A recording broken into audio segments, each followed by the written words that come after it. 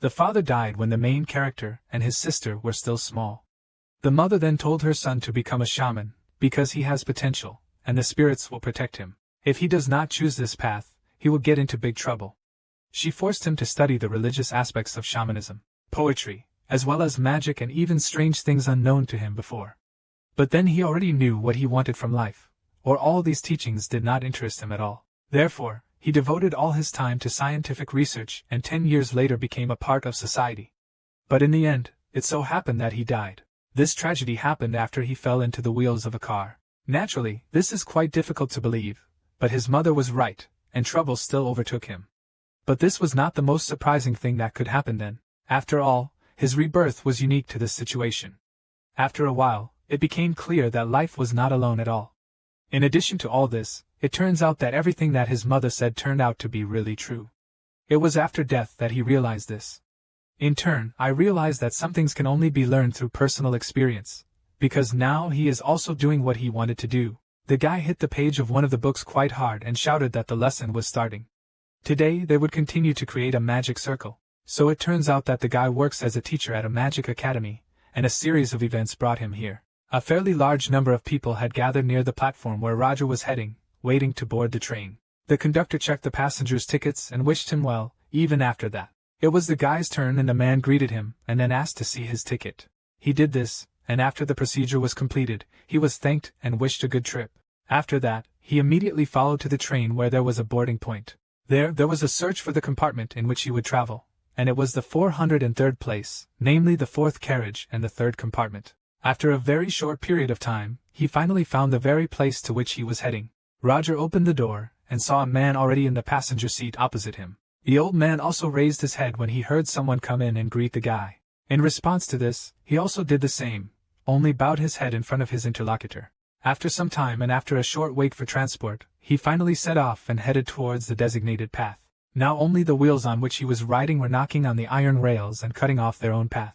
The trip was not fast enough, so the locomotive went to various places. Even a colorful thief drove by who were snow-covered, like the trees in the area.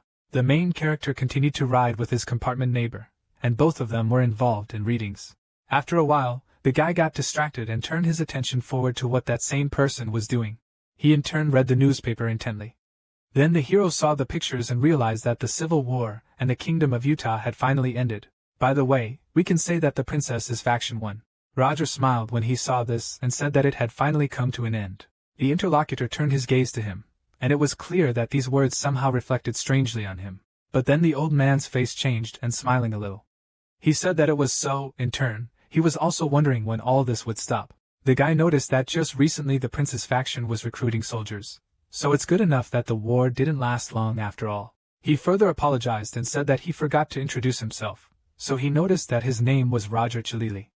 The man also introduced himself in response, but stated that he did not have a last name, so let him just be called Gerard, and it seems that the interlocutor is of noble origin. The guy replied that he is a fallen nobleman, and let him not worry about it. The old man noticed that everything was clear to him now, and Roger asked where Sir Gerard was going. He noticed that he was heading to Lindenboyne, the capital of the empire. After all, I heard that this is indeed quite a popular place among tourists. The guy said that the Exilian Empire is famous for its advanced magical engineering, so just because of this there is definitely something to see there. He also said that he is heading to Leatherwalk in order to join Theon's academy. The old man noticed that this was really surprising. He was so young and must be an outstanding specialist in some field. Roger only became embarrassed because of this. Then he said that in fact this is not so because he was just lucky. Gerard noted that many people want to be in the place of this man and let him be proud of himself. Roger then smiled and thanked him for his wonderful words, then stated that returning to the topic of war had the rumors already reached that person. He speaks exactly about that person. There is a faction princess who won. Everyone else says that he had neither experience in magic nor the highest knighthood. So it turns out that he was just a traveling mercenary whose name was Machiavelli. The old man lowered his gaze and coldly replied that he understood everything. The guy noticed this and said that the interlocutor was not particularly surprised by this. The man replied that he simply thought that this was nothing more than simple gossip. But Roger, in turn, knew that this was not so, because Machiavelli was the one who wandered the world in search of one thing. And this name was exactly what the main character used in his past life. The old man interrupted his thoughts and turned to Sir Roger, with a smile on his face. He asked if he would take charge of the class at the Anne's Academy. Roger noted that the interlocutor understood everything correctly, and he would be responsible for the second-year students. Gerard asked in surprise if he was really starting right away from the second year. If in reality this is the case, then he is more capable than the man thought before. Suddenly something radically changed in his facial expressions. The guy noticed why something happened and asked if something was wrong. The neighbor in the compartment noticed the window and asked to wait a second. Then I noticed, a little surprised, that something was about to happen. Indeed, after a few seconds, when this old man set his phrase near the train, which was heading along the rails, an explosion occurred. The locomotive began to throw from side to side, and so people could barely hold on, and the guy asked what was happening now. It was completely unclear whether the engine could really explode. Gerard replied that this simply could not happen because he was protected by magic. The old man began to listen to something, as if he sensed some kind of danger, and after a while he shouted that this was a trap. Roger asked in surprise, but why set it up at all? The interlocutor in response to this stated that probably someone wants to rob rich merchants and nobles. But it would be bad if they really caused this explosion, because if all this turns out to be true, there is definitely a magician among them. They, in turn, should hide or get off the train. Roger began to open the compartment door and asked to wait a little, because he would go first to check everything with you. After collecting all his things, he slowly opened the door and then looked around to see if anyone was there. And after looking around, he still didn't notice anyone. Then he told Gerard that there was no one in the fourth carriage. The man came out to him and asked if the other passengers were really safe. The guy in turn said that the compartments were still protected by magic. The interlocutor replied that this was definitely not a guarantee. It was dangerous to stay in these places. If it was cast on them, that's the same. Because if it was the same magic spell and his defense had already been broken through, Roger asked if he understood correctly that the explosion came from the direction of the third carriage. If this was indeed the case, then why were the robbers not still here? Gerard noted that if he were them, he would have headed to the first carriage. The guy thought for a few seconds and noticed that this is exactly so, because there are first-class passengers there, so they are lucky that they are in fourth class now. The old man suggested leaving through the back door. They just need to wait for the border guards. Suddenly a robber appeared in the window near which they were standing. He went down there from above and with his feet opened the window, but then a guy came under attack. The guys are the same man and told the old man to stand behind him. The robber was wearing a mask and also looked at the people who were here with a rather crazy look. When Gerard saw this, he said that the whole situation looked pretty lousy. The robber immediately took out his weapon and prepared to attack the people in front of them. Roger realized that the situation was going for the worse and immediately used his magic. As a result of this action, the opponent was thrown with modest ease and flew quite far into the compartment. The old man just stood nearby and watched the situation that was happening. Then, with surprise, he asked the guy if he had really killed him. The hero replied that this was not so, because he had neutralized it for a short time, and that was all. Then Roger began to come closer to that man, and the man told him to wait. Because it was dangerous, the guy said, "Everything is fine. He will just ask him a couple of questions." Roger stepped on the body of that same robber, and pointing his cane at him, stated that he told him why he climbed into this carriage. The same person did not answer for a long time and then made a small sound. Immediately after this he began to laugh quite hard and thereby irritated his interlocutors. Roger was a little surprised because of this, and then said that he did not allow him to laugh, and let him answer the question posed. The robber with a crazy look called his interlocutor a dirty human, and said that he would kill them all. When this happened, he opened his clothes on his chest, and it was clear that there was a fairly large amount of dynamite with a detonator. In addition to all this, it was clearly visible that there was no time left on the timer, and there was only 1 second. The guy and the old man noticed this, and the latter shouted to Sir Roger to hide immediately. And literally only moments later, after all the words had been spoken, a fairly powerful explosion was heard, and a stream of flames scattered to the sides.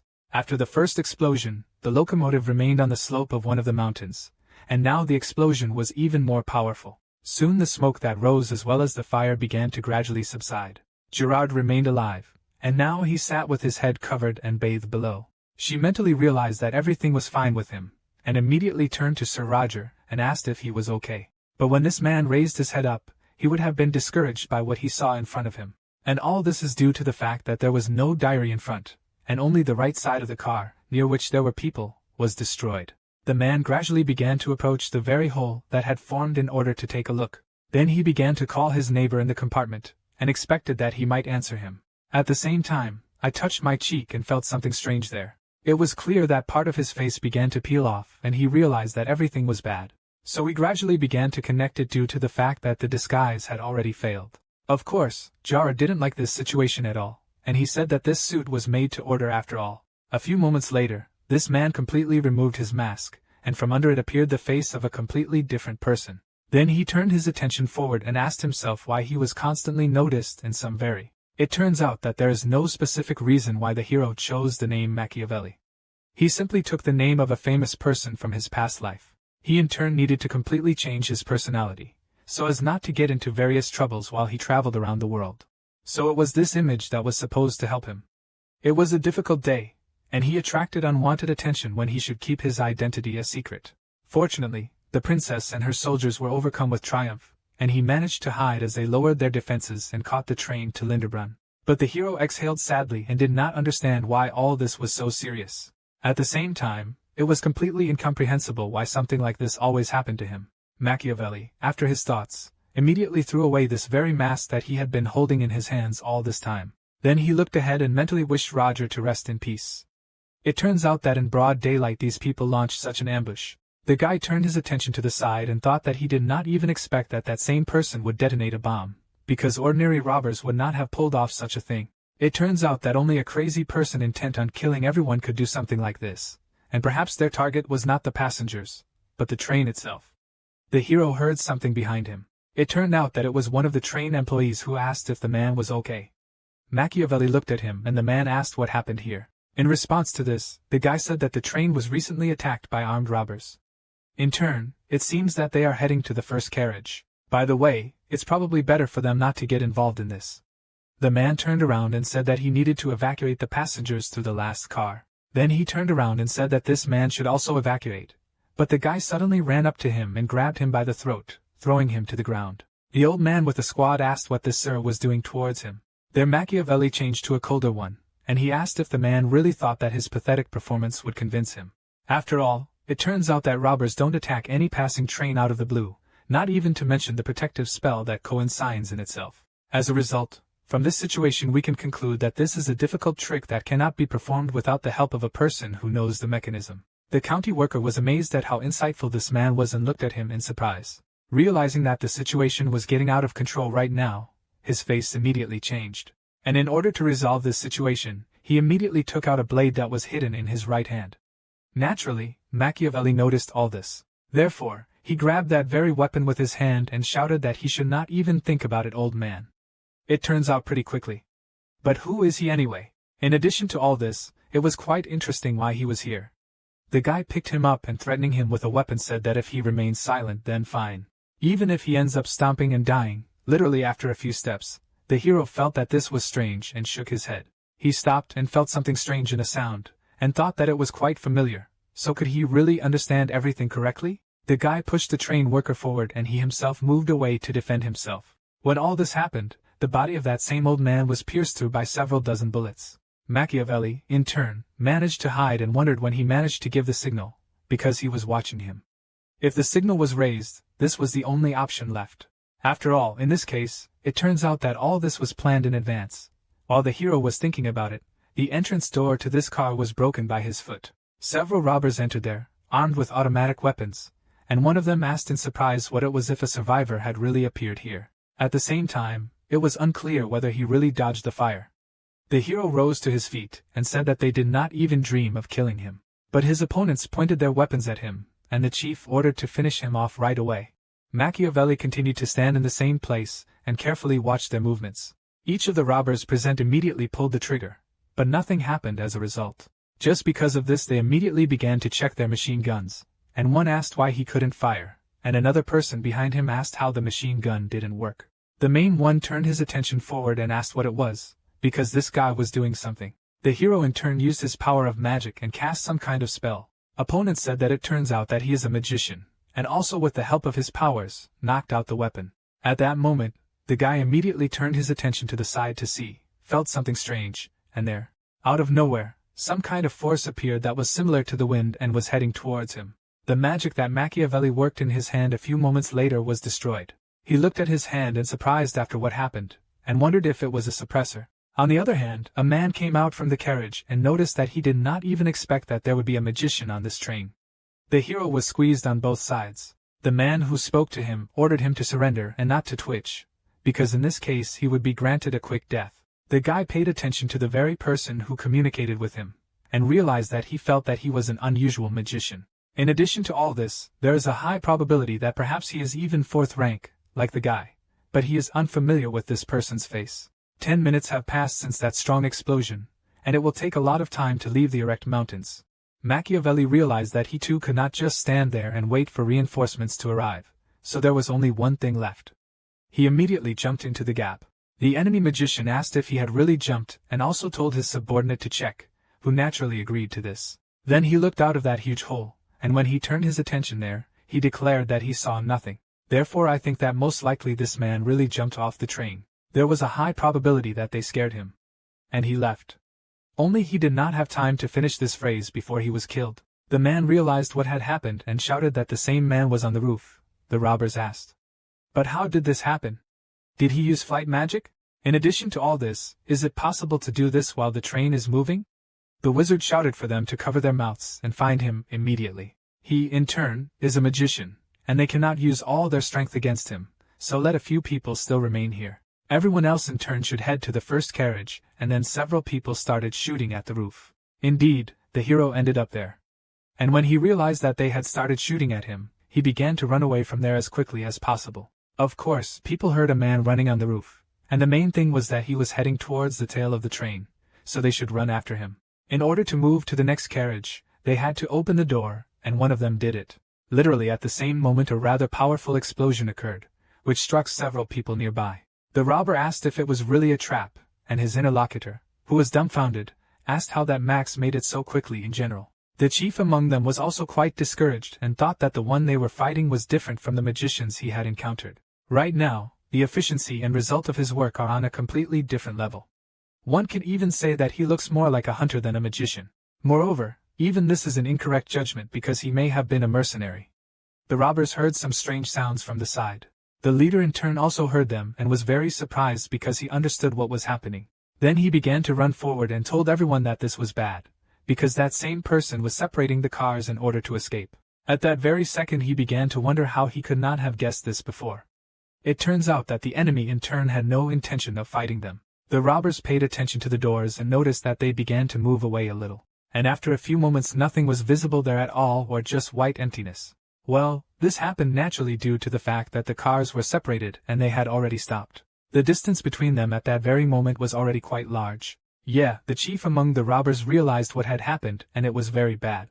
One of the guys noticed that they had missed him and could not leave the train in order to go in pursuit of him. After him the magician entered the conversation and said that he would remember his face and would definitely track him down and then kill him. The facial expressions on his face changed dramatically after a few moments. But now he felt something terrible and began to ask himself what it was. Then I turned in the other direction to search and thought what kind of powerful magical energy was there. But where did it come from? But when this man turned around, you were simply discouraged by what you saw there. The main characters were in that very place, using their magic and preparing a powerful spell. Then Machiavelli raised his hand and prepared to let him go, and hit his opponents. The enemy magician wondered where he could have come from here in the first place. I also wondered if this was another trap against them, and the hero used his spell and immediately sent a powerful energy beam. It spread quickly enough around the entire perimeter, and was ready to hit targets. The enemy mage saw this technique and first tried to do something with it using his magic. But when he saw such a powerful destructive force in front of him, he immediately shouted to his comrades to run away. Although already at the moment when he spoke about it, it was quite late. A few moments later, the hero finally completed his attack using magic. The targets that were in front of him were hit, and only the smell of burning was in the air. Machiavelli looked at them carefully, and thought that everything ended at that moment. The man who was the head of these heads was still on his feet, although part of his face, as well as his left arm, were in a deplorable state. When the guy saw him, he said that surprisingly this man survived. The interlocutor said that he was just a scoundrel and asked why and how he should kill them. At the same time, he asked whether his conscience really gnawed at him for such acts.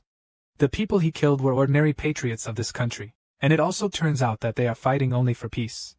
Machiavelli did not listen to him at all and said that he was crazier than he thought. The magician, who at the moment looked like a living corpse, asked what he was actually carrying. In response to this, the hero asked if they didn't try to kill him first, and now he still dares to accuse him of some kind of atrocities. He further stated that let him say this to everyone who is no longer breathing in this place. In addition to all this, it was he who said that he would find him and take his life quite recently, so it was he who complained. The guy also said that to be honest he would really let him go. But it turns out that this person who is in front of him knows him by sight, and this is bad enough. In addition to all this, if he was going to get him better to solve everything here and now, this would make the interlocutor quite angry. Just as he was about to start shouting at him, his friends split the ice into pieces and spread from top to bottom. Since Machiavelli did this to me, he was surprised by what happened in front of him and expected what would happen next. At the same time a sound appeared behind the opponent's back coming from steps ahead. There in turn a knight appeared walking slowly and it was he who killed that man. The guy saw the ice spreading and the interlocutor asked if he was okay at all. He must be scared at this point, but he shouldn't worry about it. Then this man smiled proudly and said that the Knights of Cold Steel had already arrived at this place. In another part of the locomotive, there was a tense atmosphere, and dozens of bullets were flying right through the compartment. The robbers who were shooting back asked if they were already here. It was unclear whether they had used flight magic in such weather. One of the knights was right in front of those people, and using his magic protected himself from the bullets. After he killed them once again, he immediately directed his power in the other direction. At the same time, he rushed forward in order to attack the people who were shooting at him. The robber saw this and became wary because of how fast the attack was. At the same time, another person was already struck by the knight who was on the other side. After this man got even with one of his rivals, he immediately turned on the other. Naturally, the guy realized what awaited him and was quite frightened. Soon, only screams could be heard from him. Soon the man who dealt with all these rovers reported that the second carriage had been completely cleared. She also contacted the one who went to the first carriage and stated that it was clean, and that the passengers were now safe. Someone turned to the lieutenant and asked her permission to report on the situation. At the moment, the situation on the entire train was completely under control. The leader said that this is just a great job, and let them all grow up so that the passengers get to the next station calmly. After some time, the locomotive finally reached Leatherwalk Station. There were quite a large number of people on the platform waiting to board there. The main character at the same time was still in his compartment, and looked out the window at people passing nearby. Suddenly the door to him opened, and when he paid attention then, he saw a girl. She immediately asked how he was, and whether the terrorists had accidentally wounded him. Machiavelli replied that he was fine, thanks to the Knights of Cold Steel, and now he was simply lost in his thoughts. The interlocutor noted that she was glad to hear this. Then she smiled and said that she should have introduced herself right away. She did so and said that her name was Veronica Deville. The hero exhaled and in turn also wanted to introduce himself to this girl. Suddenly a man came up and interrupted him, asking for forgiveness. The lieutenant drew attention to him and asked if he wanted something. The stranger in response to this asked if she was the commander of the Knights and White Steel. The girl said that it was so, she was Lieutenant Veronica Deville. The man pulled out his ID and said his name was Jason. He was an officer with the Leatherwell Police Department, and was also aware of the situation that had occurred. She knows about the attack on the train in the Arid Mountains. The knight said that they, in turn, eliminated all the criminals. The interlocutor, of course. Thank you for this. Then he noticed that there was still one thing, because there was something quite strange in the report. The girl noticed that it was not clear what they were talking about and inquired about it. The officer noticed that the attackers had captured the same train too quickly, even using magical power. They could not break the defense so easily. Veronica was really surprised when she heard about these details that were in the report. And the law enforcement officer continued to say that most likely there was someone on board the train who helped those same attackers. The girl thought for a while and said that this was a fairly sensible idea, and the interlocutor managed to notice that this was just his assumption. It is because of this that they will not detain people and will simply establish their identities. The knight immediately said that she understood, and of course, this is necessary. Then she turned to the main character and asked if he had heard. At the moment the main character honestly answered the questions posed, and then everything will be fine. The guy in turn just continued to smile, and said nothing about this. But of course he didn't like this situation very much, and he thought that he was in big trouble right now. There is nothing suspicious about the very personality Gerard portrayed just recently, which is why he easily passed ticket control as expected. And as a result of this, he legally boarded this very train. At the moment, the only problem is his face, because he will definitely not be given 45 years. In turn, if the main character really ends up in trouble, then sooner or later his secret will be revealed, and in this case, he will definitely be hanged. If you are lucky enough, you will be subjected to severe torture. The street is now full of police officers and knights, so it is simply impossible to escape. Besides, as he can understand, the lieutenant is simply merciless to criminals. Now she is smiling and having a conversation with him. But as soon as everything becomes clear and they begin to suspect him, the hero will definitely be cut down.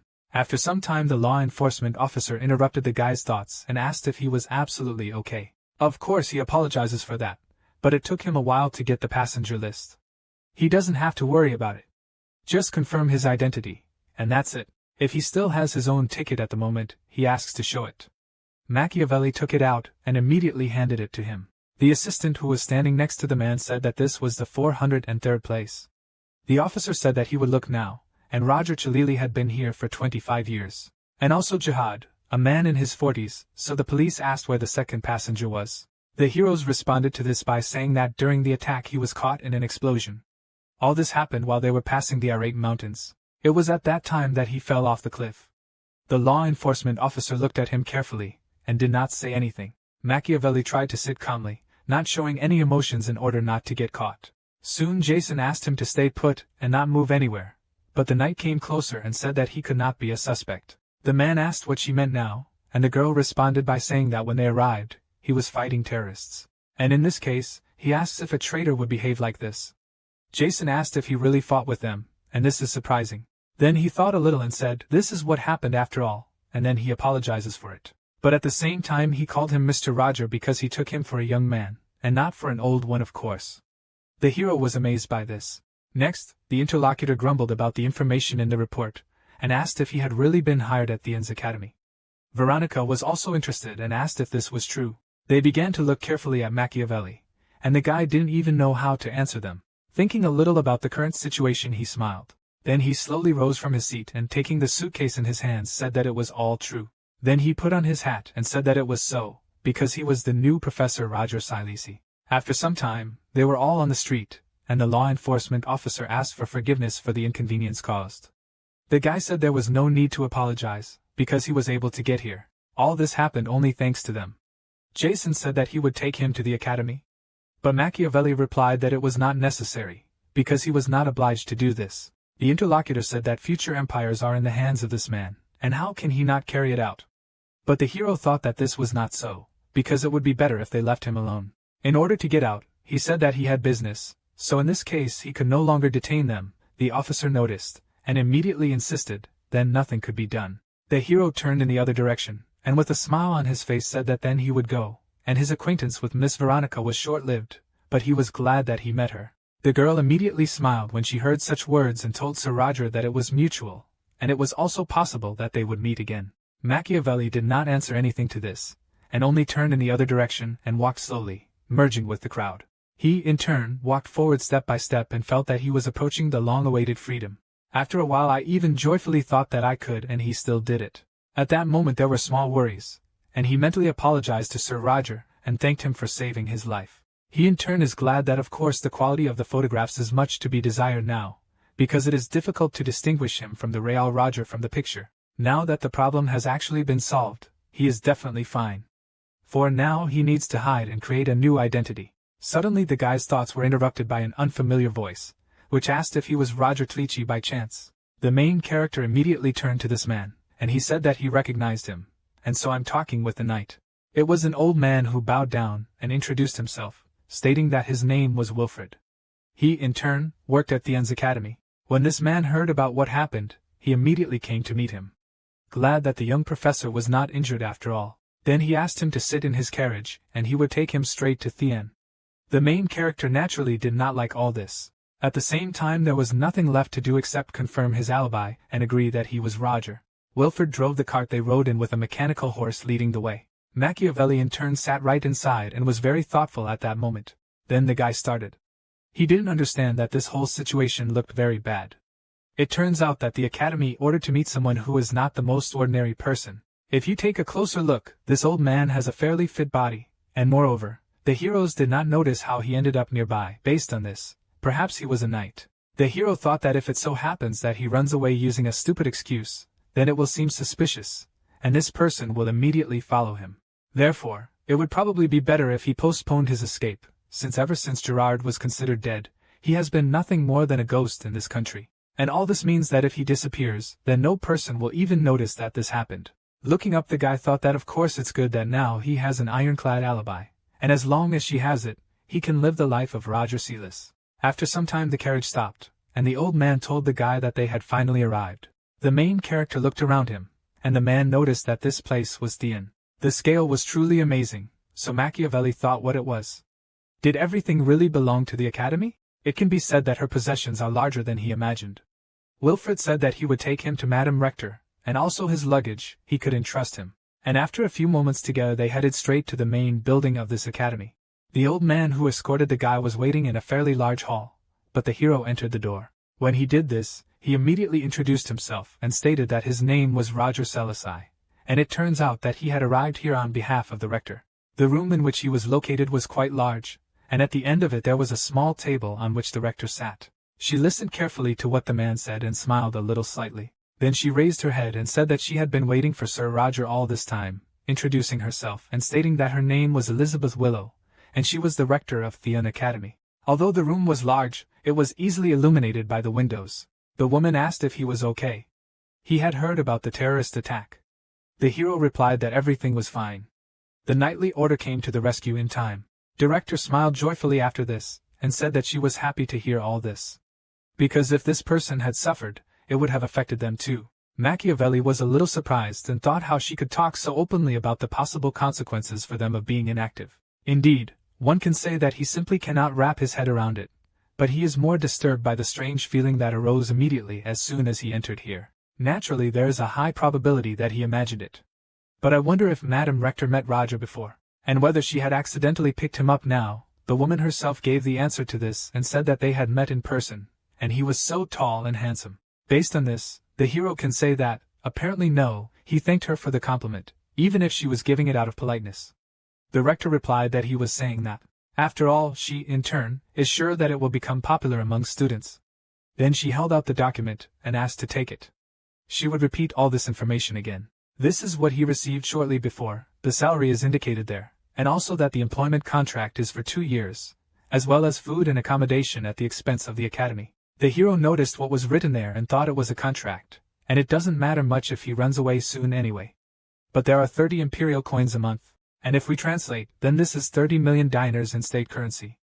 And we can also say that this is as much as 300 million won. Soon Elizabeth asked him about the contract, and whether it was true that they had good enough conditions. Machiavelli continued to be surprised and said that they were not bad, but in his head he thought that this was not just the case.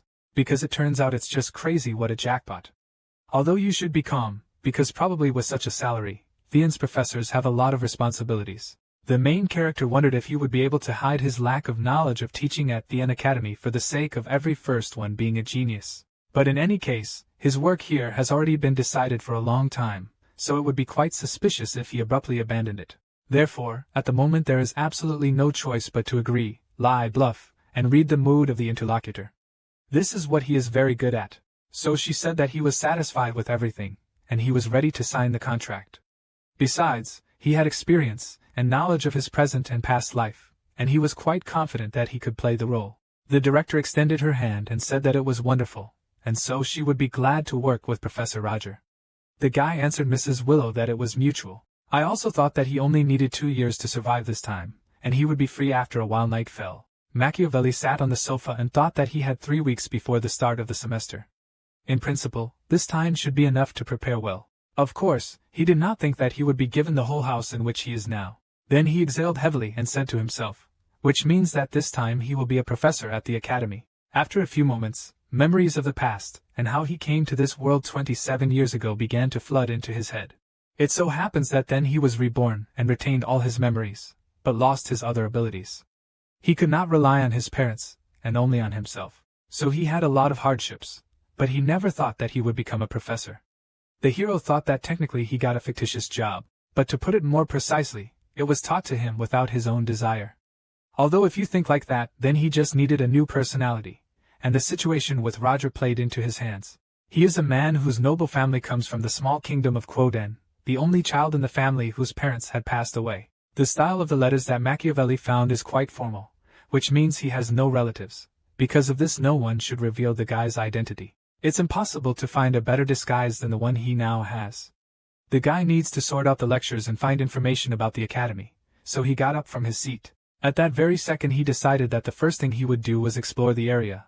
But he just stood up and felt his stomach growl, so he noticed that he had not eaten anything at all. Oh, in that case, I put off all my business that I had planned for tomorrow, and I was wondering where their restaurant was located. Sometime after what happened, a new day finally arrived and the weather was sunny. Machiavelli sat at the table drinking a strong drink and looking at the documents. In the interval between reading, he thought that 2 weeks had already passed, and that was fast enough. But generally speaking, he had managed to collect the necessary information. I have also prepared well for the classes, and in the remaining week, I need to learn how to apply new knowledge in practice. Visitors to this institution are already arriving, so he's going to go home and get ready for the water course. The stranger who sat down next to him said she's glad he's safe. She, in turn, was worried that something could happen to him. The main character realized that he was turning to him, and immediately became wary about this. Just the two of them were sitting on the terrace near the cafeteria, and there were no people nearby either. Then the girl asked why he had not been in touch for 2 whole weeks, because the rest of the organization members were also worried about him in the First Order. Machiavelli sat sipping his drink, and wondering what he should say next. After a few moments he put down the cup, as if saying that he would now give information. The interlocutor immediately rose from his seat and answered, for which he had to check something, and also thought that if he understood correctly, then he was being followed. Although he expressed it incorrectly because, to be more precise, they are watching Roger Selassie. The interlocutor went on to say that the terrorist attack was a surprise. They in turn did not know that the rebels were planning an attack. The hero listened to her carefully, and then said that he needed information about the academy. The girl asked what she was saying. Did they really not send her earlier? Machiavelli said that he had to make sure that it was reliable, to which the stranger replied that now everything is clear. And the guy in turn realized that he almost got caught, and wondered what was going on here. It turns out that now he must try not to arouse any suspicion, so he asked if they had taken care of everything. The interlocutor said, of course, this is so because before meeting him, they did not deal with the main figures of the academy, whom they were targeting. They also tracked down and eliminated the traitor to the organization. As far as he knows, the traitor fed their own limbs and the remains were thrown to the dogs. Therefore, I asked if this was not a worthy punishment for them. The hero became even more wary after that, and thought that everything was very bad. First of all, he still had to calm down, so he took the drink to sip a little. Suddenly, the interlocutor began to spin around sharply, as if something had happened a few moments earlier. She lowered her head and immediately apologized, saying that she should have personally verified this before reporting to him. Machiavelli didn't even understand what she was talking about, so he said that everything didn't matter and asked her to tell her what was the reason for her abrupt appearance here. The interlocutor replied that he had been in this place for a month, but they had not yet contacted them. The hero interrupted her and asked, so she decided to take matters into her own hands. She became wary and immediately apologized, and the guy ordered her to remain silent. Then he put down his cup and said that its appearance also attracted unnecessary attention, so it got on his nerves. So is she really looking for them to be noticed now? Machiavelli understood that she was reacting quite sharply to his words, so at the moment he was absolutely sure that she was afraid of Roger, the girl's hands, which body were really shaking now. Soon the hero said that in any case, now he listens to her report, and wonders how many people they took. The stranger replied that 31 people from the Third Order and 7 from the Second were successfully infiltrated, and also other members of the First Order had already taken their positions according to the plan. The guy said that it was good and everything was going as it should. At the same time, if the salary is over, then they separate. The girl agreed to this and said that next time, let him come to the place agreed in advance. Machiavelli interrupted her again and asked in a rather rude tone if she was really telling him what to do. After that, he turned to his interlocutor and asked how she dared give him orders at all. Then the guy returned home and began to look at documents about Roger, that he was a great nobleman and without a family. In addition to all this, he is the youngest magician of the 4th rank and is also a professor at the Academy. It was clear that this whole situation looked pretty bad, and the hero wondered why he didn't feel something was wrong earlier.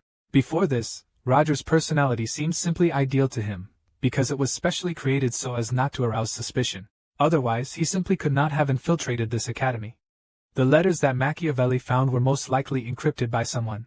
Now the guy was in despair and did not understand what he should do next in this situation. He laid his head on the bed, looked for a while at the chandelier that was above, thinking. In the end, he said that he had really miscalculated, because he couldn't believe that he had gotten himself into such a mess with his hasty actions. In order to resolve this situation longer, he rose from his seat and went to look at the books and documents. The hero realized that similar Roger used the Kaden language to encode messages.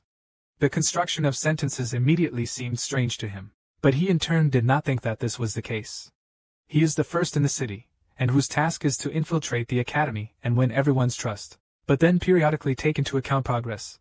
But this is not the only thing that worries the guy. He became lost in thought again, reflecting on the current situation. At the same time, he understood perfectly well that the more he thought about it, the less he believed in everything. It was unclear how the head of a secret society could die in a terrorist attack. After all, it turns out that he is one of the strongest members of the organization and was sent to spy at the academy. Such a person should definitely have survived in that situation. After a few moments, Machiavelli exhaled sadly and thought that after all, there was no point in condemning the dead man. To all this, to the secrets of the hero was added the whole story that happened between Theon's academy and the secret organization. Thinking about this, the guy thought that perhaps it was good that they had contacted him after all. After all, if we judge according to the words of that same girl, the secret society consists of 4 orders, namely 0, 1st, 2nd, and 3rd. And even if the main health does not know anything regarding the 0 order, at least he knows about its existence, and that is already good. Machiavelli decided that now he needed to quickly find out what else the First Order had sent. If it turns out that that same person knew Roger well, then there is a risk that the hero will be told. So now the main thing is not to get caught. The best option for the guy would still be to use the on to get rid of the secret orders. The secret organization will not be able to resist the powerful academy. This will not happen in any case. No matter how strong it is, the hero must get the necessary information without either side knowing about it. He soon realized that this game on 2 fronts was giving him a headache, and it was hard to think about it.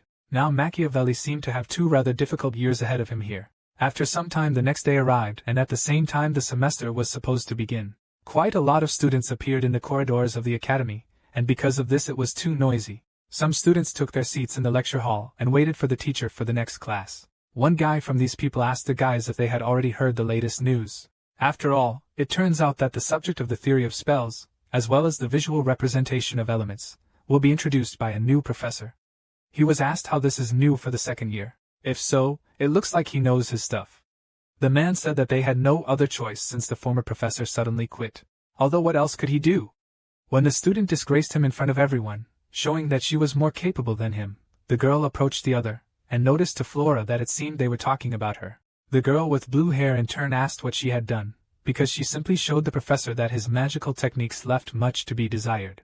In response to this, I heard that this was so, but clearly the guy said that he had heard that he had a brilliant reputation and wrote a bunch of reports as a military officer. The interlocutor said that it seemed that he was a respected person and not some simpleton. One of the students asked if they knew that this professor was a fallen nobleman. The rest of him were inspired after that and asked if it was true. In this case, you don't have to worry about grades.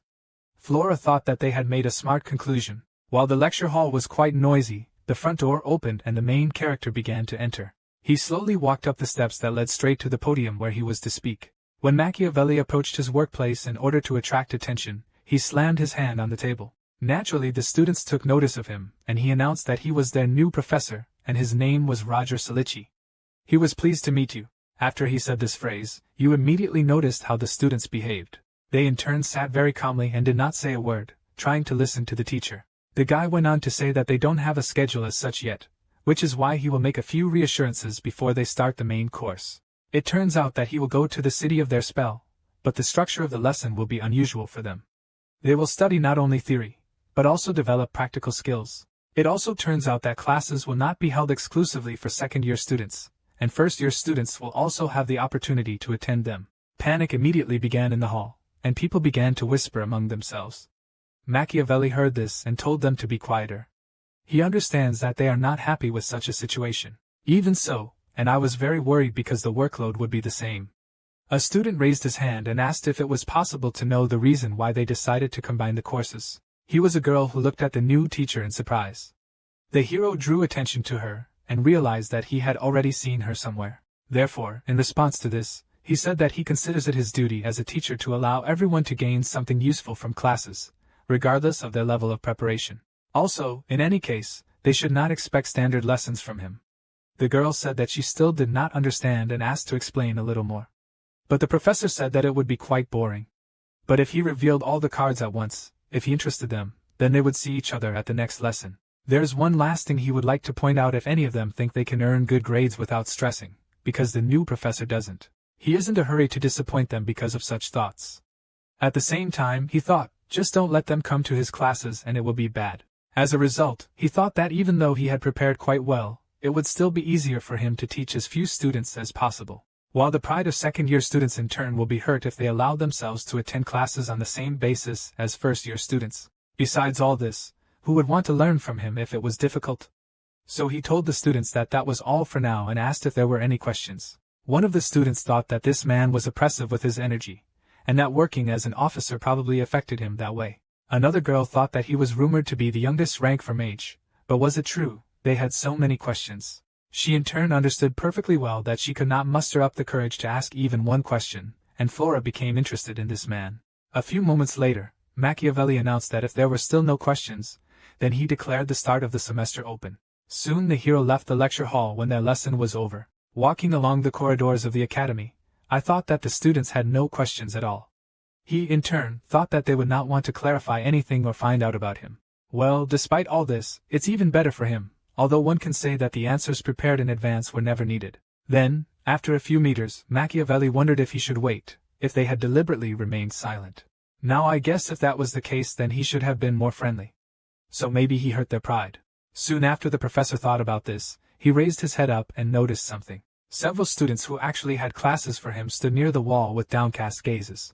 There was also a guy there who also looked rather uncertain. As a result, a fairly large number of these young people gathered, and they stood in a row on both sides, literally making a corridor. Machiavelli was amazed by this, and wondered if all this was true because he just assumed. Suddenly a woman appeared, apologized and greeted the young professor. She asked if she understood correctly that he was their new professor, Sir Roger. The main characters drew attention to her, and the girl said that her name was Selina, and she was pleased to meet you. She, in turn, was also working here for the first day. The guy noticed that this was mutual, and asked if she wanted to ask him something. The girl replied that this was indeed the case. At that moment she came close enough and asked if this man had already had lunch. Soon Machiavelli was surrounded by some teachers. The man said that it was nice to meet him. His name is Brian, and he teaches how to summon golems. And the woman next to her stated that her name was Matilda, and she was responsible for charms and hallucinations from the section on curses and to spelling magic. The hero said that he was glad to meet you, and his name is Roger Kalichi. He teaches the theory and practice of spells. Then he wondered if this was really a meeting of new professors of the academy. But is it possible that all this was done to get to know each other better? The woman said that he was even more attractive up close, and the guy thanked him. The hero, in turn, drew attention to one of the people standing in the distance, and they made eye contact. Machiavelli looked at him rather angrily, as if he did not trust the man. The stranger saw how their gazes met, and after that he immediately turned away. Matilda came closer and whispered that this was Professor Chris Benamore. He was the first of them to join the academy, and as the others could see, he was a nobleman. It's not that they are commoners. Roger replied that everything was clear to him. He thought that besides him, among the new professors, there was one nobleman and 3 of humble origin. But it turns out that even despite their different status in society, they are the best in their fields. As a result, if we talk about this situation in other words, there is a high probability that there is another member of the First Order among them. Also, the fact that Chris was the first to join the academy does not say anything about him, and one cannot take his colleague's word for it. Soon that man exhaled and said loudly that he could no longer be here. It was just interesting to look at the new teachers. But in the end, it turned out that they were some commoners and a fallen nobleman, so that if he wasn't with them, they were on their own, and he was on his own. Then he drew attention to the main character, and said that this man in particular. It turns out that after all, he shouldn't pretend to be such an important big shot. The hero didn't answer anything, and just silently looked into his eyes. Matilda joined the conversation and said that his status did not give him the right to look down on them, so she asked Professor Roger not to pay attention to him. The main character said that everything was fine, and since he was against their company, then they should go without him. The others agreed and said that it sounded good. Together the new teachers went somewhere, and Machiavelli thought that he should be glad that he had company at lunch. Soon, the first lesson of the main character's lecture was about to begin. It was night outside at the moment. Some kind of device was deployed around the room of one of the students, through which it was possible to communicate with the others. A question appeared in the message window if others had heard about a new professor named Roger Salici. They say he is the youngest magician of the 4th rank and worked as a military officer. It also turns out that he participated in the hunt for cryptids, and the Magic Tower listed this man as an independent specialist in magic. One of the girls asked if they thought it was true and continued typing her text. She, in turn, wondered that in no case would she allow Mr. First Order's first lesson to be disrupted. That is why, in any case, he is going to make sure that as many students as possible come to him. Using a communication device, the guy asked if the freshmen could come too. Some of the students immediately thought about this, because this proposal was interesting. One of the guys must have written that this sounds really tempting. That's why, after receiving the information, a fairly large number of students decided that they should try it. After some time, the main character walked with unhurried steps straight towards the lecture hall. In turn, he thought about the fact that today was his first lecture, and at this point he was wondering how many students had decided to stay. It turns out that he specifically warned that his class would be quite difficult, so most likely the majority would definitely not come. And if at least someone appears, it will be only because other classes will be filled with students. After all, they themselves drop the schedule and decide how many pairs. Machiavelli thought that at best there would be about 30 people left, and there would definitely be no more. Several students were chatting with each other, and asking each other if they had read a particular post recently. And the main character in turn entered a huge auditorium which was full of students. He looked around the countries and was amazed at what was happening right there. After the situation that happened, and which he himself did, he didn't understand why there were so many of them. And was it really possible that now all 80 places were occupied? It was also interesting why there were more freshmen than sophomores. The students thought that the atmosphere had changed a lot when he walked in, and really was a military officer. Machiavelli wondered if they were not at all afraid to attend classes with the second year, and he was definitely set up. Then he walked up to the board and touching his face with his hand, thought that this was not true. He probably simply underestimated the students. At the academy where he found a job, young teachers learn from the best of the best from all over the continent. So right now there's a good chance that he seems to have awakened their competitive spirit. Naturally, the main character really didn't like this whole situation, and he thought that it seemed like he had no choice. So he started his lesson and said that new faces would come out. So you need to introduce yourself. His name is Roger Saliki, and he will teach them everything about spells. Also decided that you are a liar at the moment to the maximum. The student said that he has a question and underteach everything. Does he really mean all 4 training profiles? The hero immediately drew attention to the person who said this. In response to this, he coldly said that he had not yet allowed questions to be asked, but today he would be favorable. It turns out that from this very day onwards, those who disrupt the course of the lesson or question his authority will be deducted points. They will have the opportunity to dial them again, so they should not relax. But since the question was asked, he will definitely answer it. It turns out that the guy was really right. The professor will teach them all the training profiles of the 4 profiles we mean liberation, elemental magic, telekinesis and strengthening, as they are called. Flora thought about the fact that she usually teaches a maximum of 2 of them, but it turns out that this new professor aimed at 4. If we start from her own opinion, then he raises his bar. Sir Roger said that today he would show something that would stir up interest. Then he took a pointer and pointed at the board. After casting the magic, he said that this is a 3rd-level fire spell called Trembling Flame. It is created based on release. This is done using heat, combustion, compression, expansion, dispersion and acceleration. A technique of synergy of all 7 components. She, in turn, is 3 times faster than modern methods of performing this spell. The students immediately began to whisper, is he really going to speed up the process of creating the spell? Although some of them asked whether this was even possible, because it all sounded very unconvincing. The girl asked Flora if she thought this man was telling the truth. In response to this, the girl said that she was not sure and did not think that this was possible because Roger had changed the basic structure of the spell. In turn, it turns out that there are flowers for storing spells, as well as memory reverberation, but both methods have their limits. The girl thought that, of course, there was a possibility that he used one of them. But if all this is really so, then she will be very disappointed in this young professor. The hero continued to use magic and said that he thought they had a lot of questions, so he would answer a few of them. The student raised his hand and said that this was Alex Silent's 2nd year. I asked how this technique could be 3 times faster than the ones they knew. The teacher replied that it reduces the time to create a spell and asked the next question. And then there was Dahlia, a 1st-year student, who asked if this meant that he had changed the structure of an existing spell. The hero replied that this was not so. The technique should not be remade. In another case, it will be a completely different spell, but he will teach them to speed up the process of consciousness, spells, while maintaining the technique in its original form. Flora raised her hand after hearing all this and told the professor that this was simply impossible. He heard these words perfectly and without answering, looked carefully at this girl. Before that, she said that her name was Flora Loomis and she was a sophomore. The students immediately drew attention to her, did not know who this girl was, and understood that she had become her way out, so the professor needed to take care of himself. A few moments later, Machiavelli said that he did not allow her to explain anything, only to ask questions. But despite this, he would still listen to her.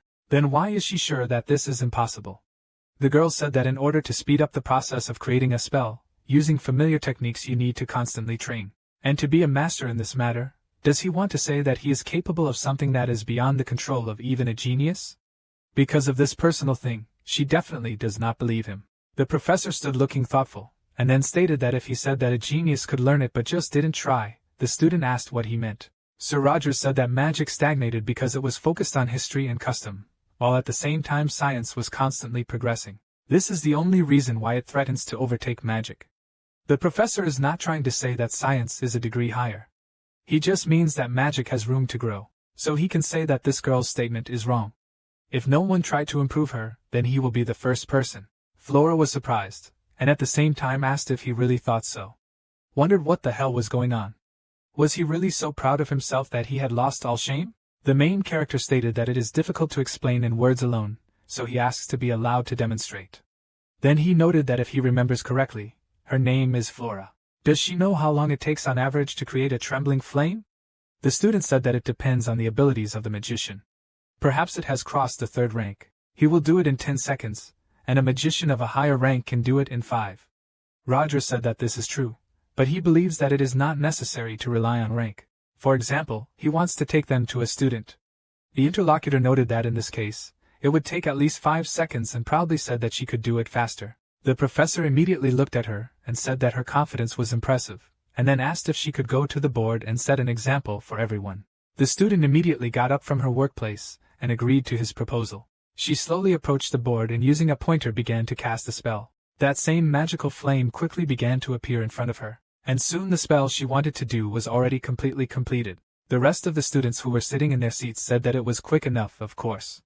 It was immediately obvious that she was the daughter of the Luma's family. Machiavelli looked at his stopwatch and said that 4 seconds had passed, and 78 milliseconds had passed. It was hard to believe now that she was a second-year student. After all, this is truly an impeccable performance. The girl of the city turned to him and said that there was nothing special. And the professor interrupted her and said that in any case it was too slow. She was surprised and asked what he was saying. Roger said that the best time for a rank 3 mage was 4 seconds and 41 milliseconds, so her time was a little short. Flora said that she would speed up if she practiced, but the teacher replied that that result was also not fast enough. One of the students asked if it was serious, and the one sitting next to her asked how fast he was. The hero used the wand that was in his hands and told the others to watch how to create a trembling flame.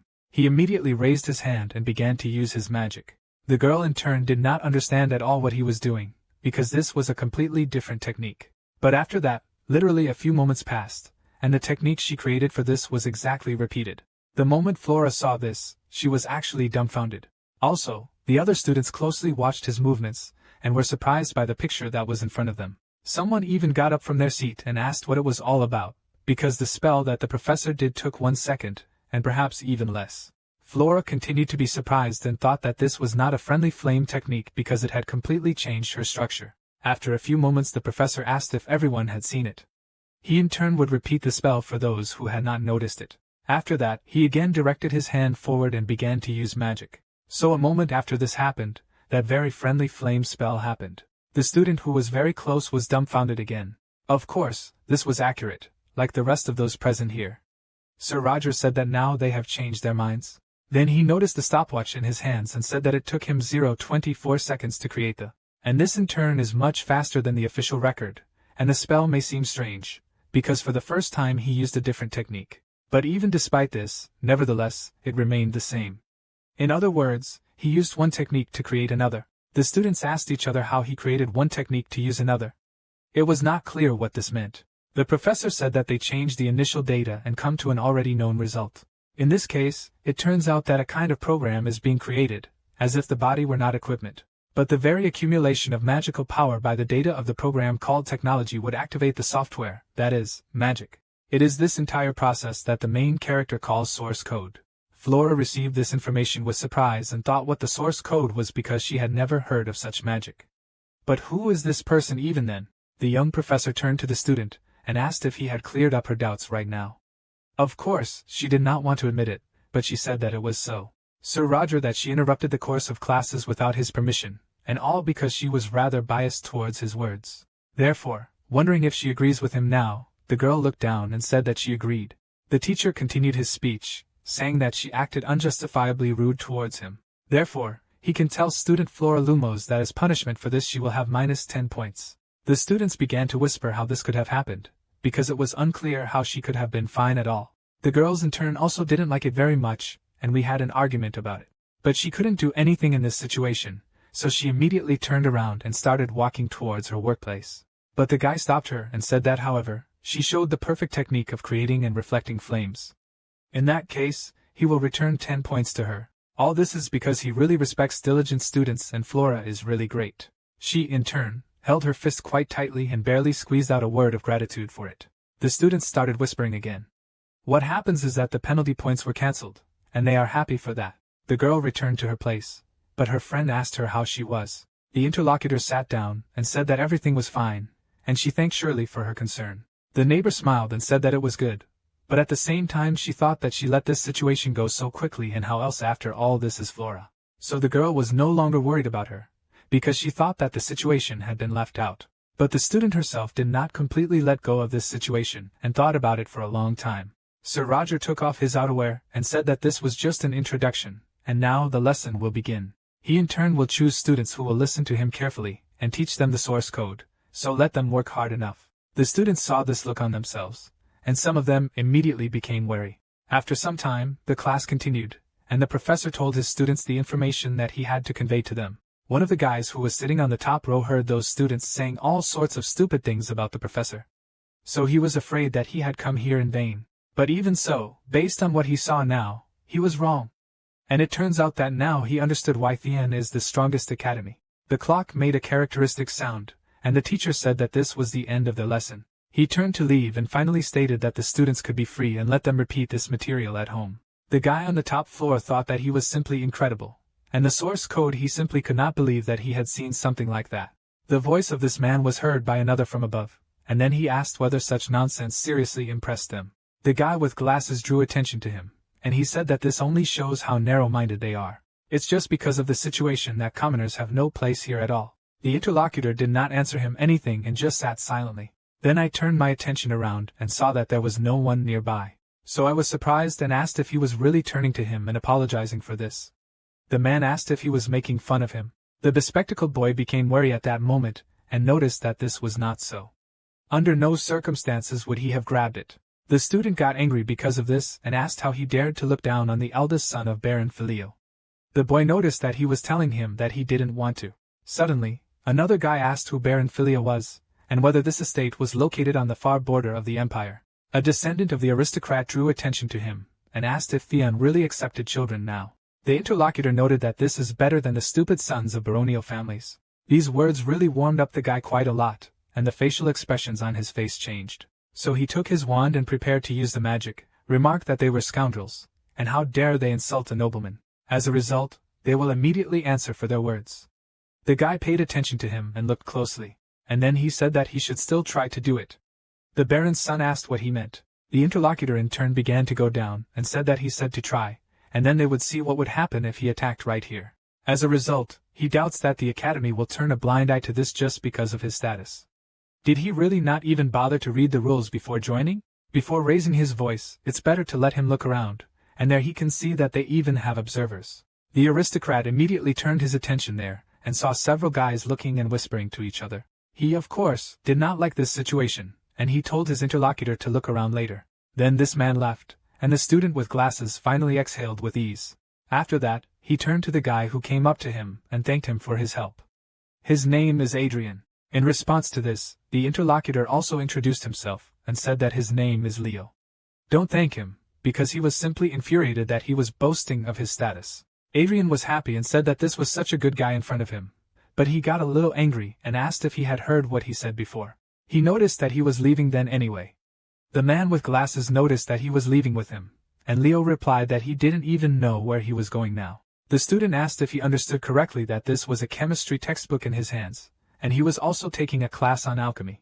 Leo paid attention to him, and then told him to do his e-nose. Then he said that in any case he shouldn't be so obvious. The interlocutor asked and surprised what he was talking about.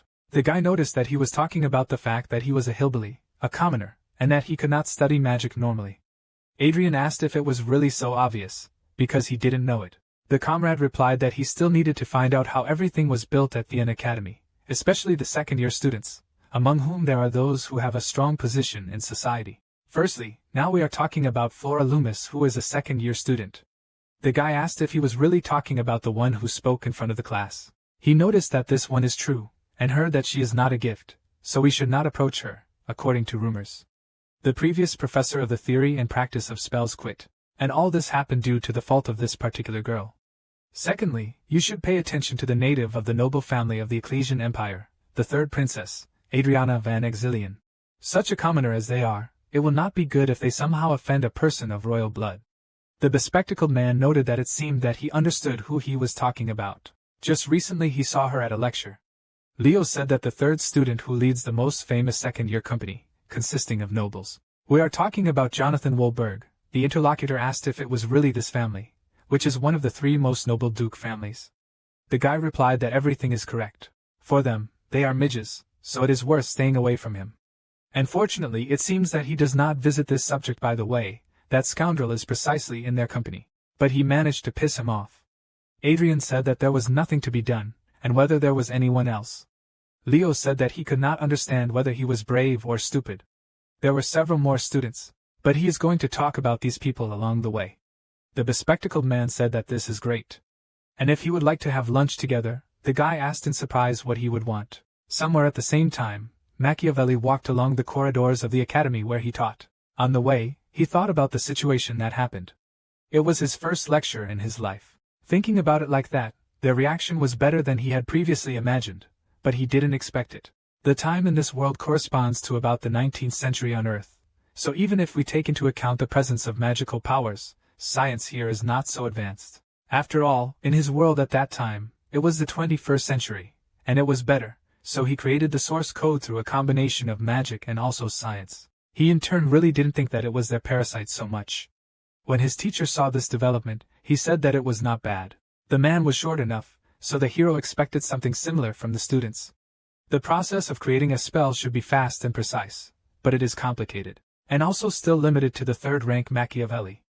Can't teach them just the source code, so you need to prepare more spells to avoid being exposed.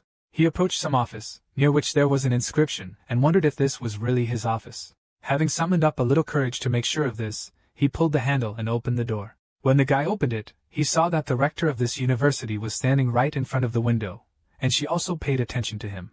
As always, she smiled and then said that Professor Roger was coming inside. At the same time, she was interested in how his office was and the beautiful leaves from the interview. The hero was confused at the same time. After a while they talked to each other, and the woman said that each professor in the academy has a private space. That's why he can use this place at his discretion.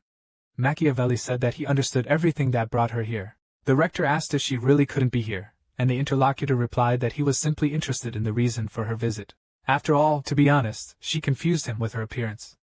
The woman said that she just came to check how their dear professor was doing, and he was quite frank. But being the director, she is still obliged to keep an eye on them. After these words, she glanced at him. The main character, in turn, slowly lowered his gaze downwards and thought that when their eyes met, he felt a tingling sensation in his body. The director said indignantly that he was so calm, and she thought that he hoped. Roger said that he was sorry, but his portion was surprised and overflowing for today. At the same time, I thought that stumbling upon a ghost at night would not be so unexpected. It was not at all clear why the hell she was making a company in her office. The interlocutor continued to say that for other professors, her appearance was really sudden, but he was the last one she visited. Machiavelli thought, did she really come? And not just to him? And in that case, then why did she leave him for last? Of course there's a pretty good chance that maybe she knows something. At the same time, no matter how well the organization hides, she is after all the rector of the academy. So most likely, suspicious details will definitely not go unnoticed for her. Thoughts appeared in her head about whether she suddenly suspected him of something, but this was definitely dishonest, even though he was in charge of a secret organization. But he didn't work for them. The rector said that she recently heard that he invited first-year students to his lectures, and the hero replied that everything was correct, because he does not divide students into courses. The interlocutor stated that she, in turn, does not accuse him of anything, and in fact agrees with his teaching methods. Among the new students, there are actually strong guys, and there are also students who use unique magic. The guy asked if it was true that he had just received the list.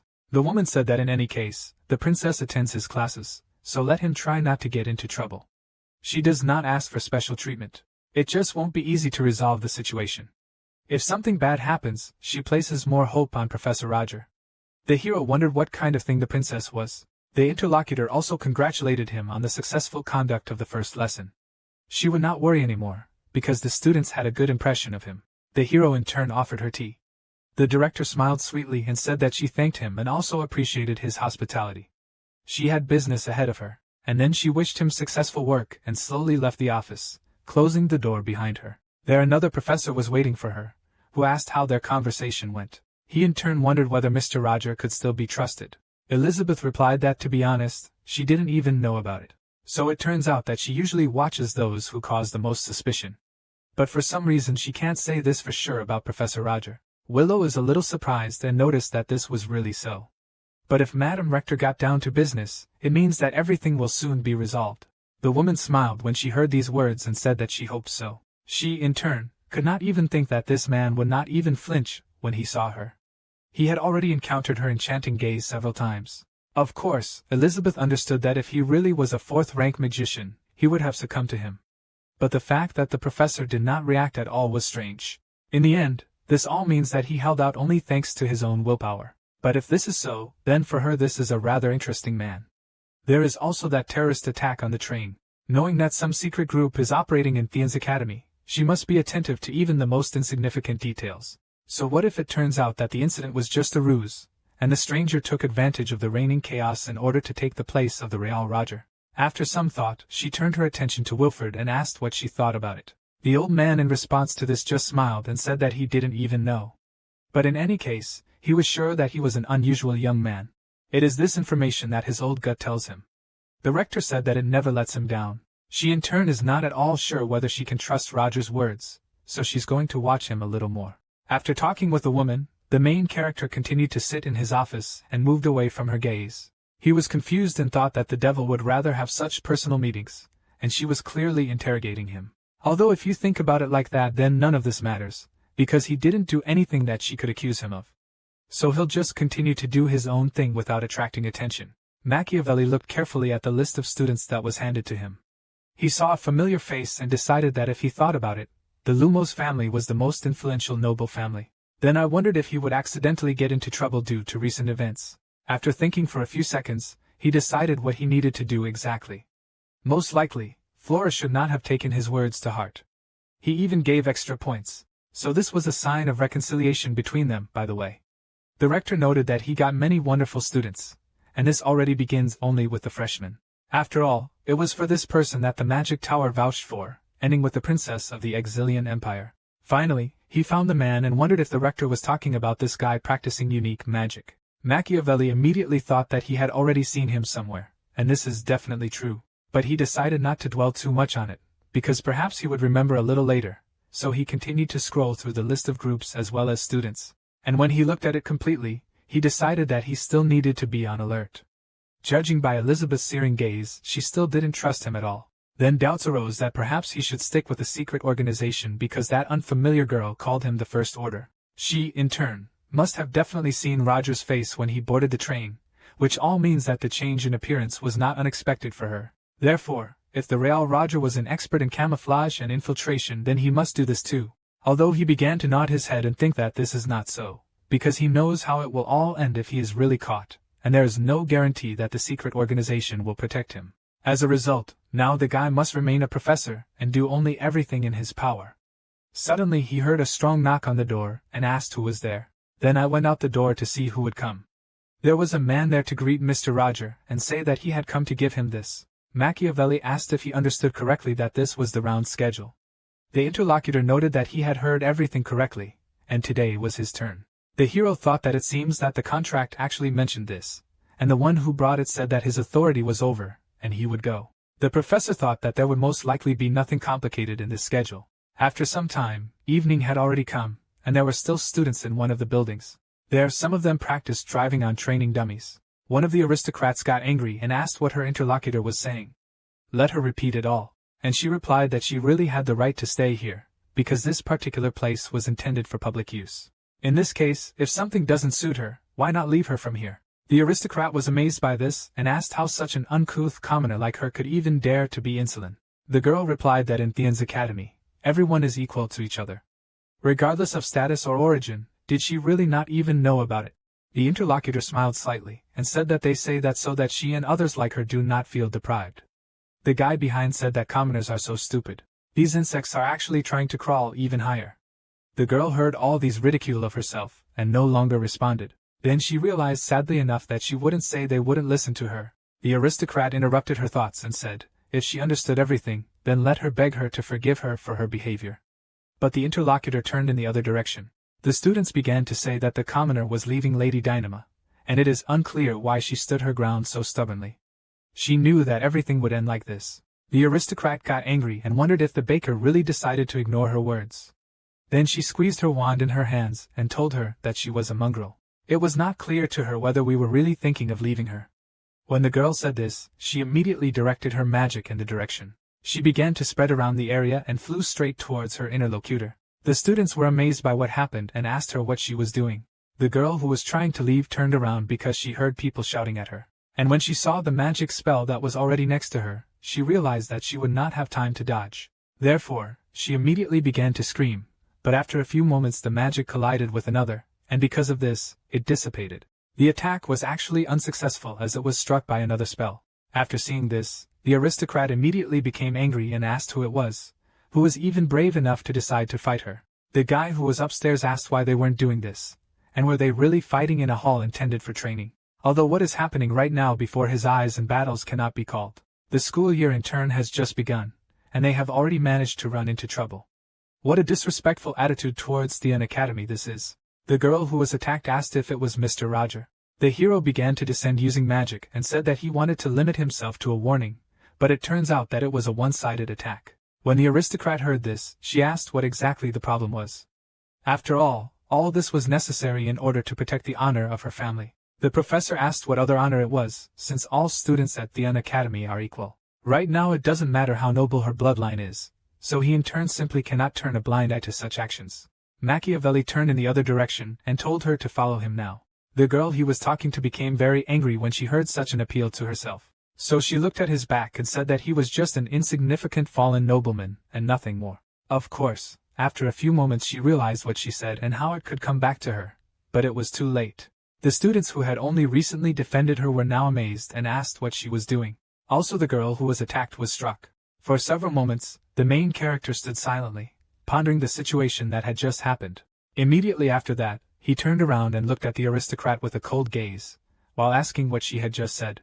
That girl felt a rather piercing gaze on herself, and the enormous power that came from the person in front. When the professor did not hear an answer to his question, he told her to repeat what she had said before. The aristocrat, like the others, was very frightened when all this happened, and she could not even say a word. The student lost her head because she understood that she should not say anything, and soon saw the other and the professor in front of her.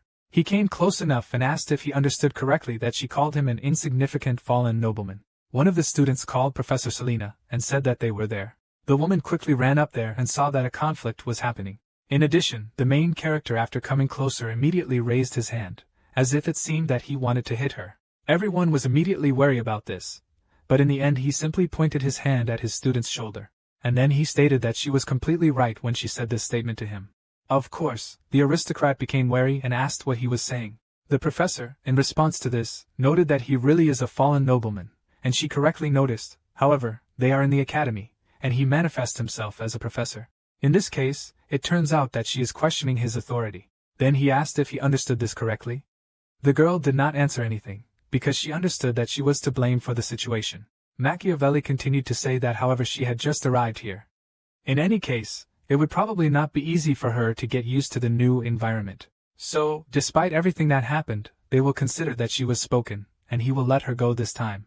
But of course, they will receive a disciplinary statement, because she behaved rudely towards her classmate. Then he turned to Renee and asked if she was injured. The girl replied that everything was fine.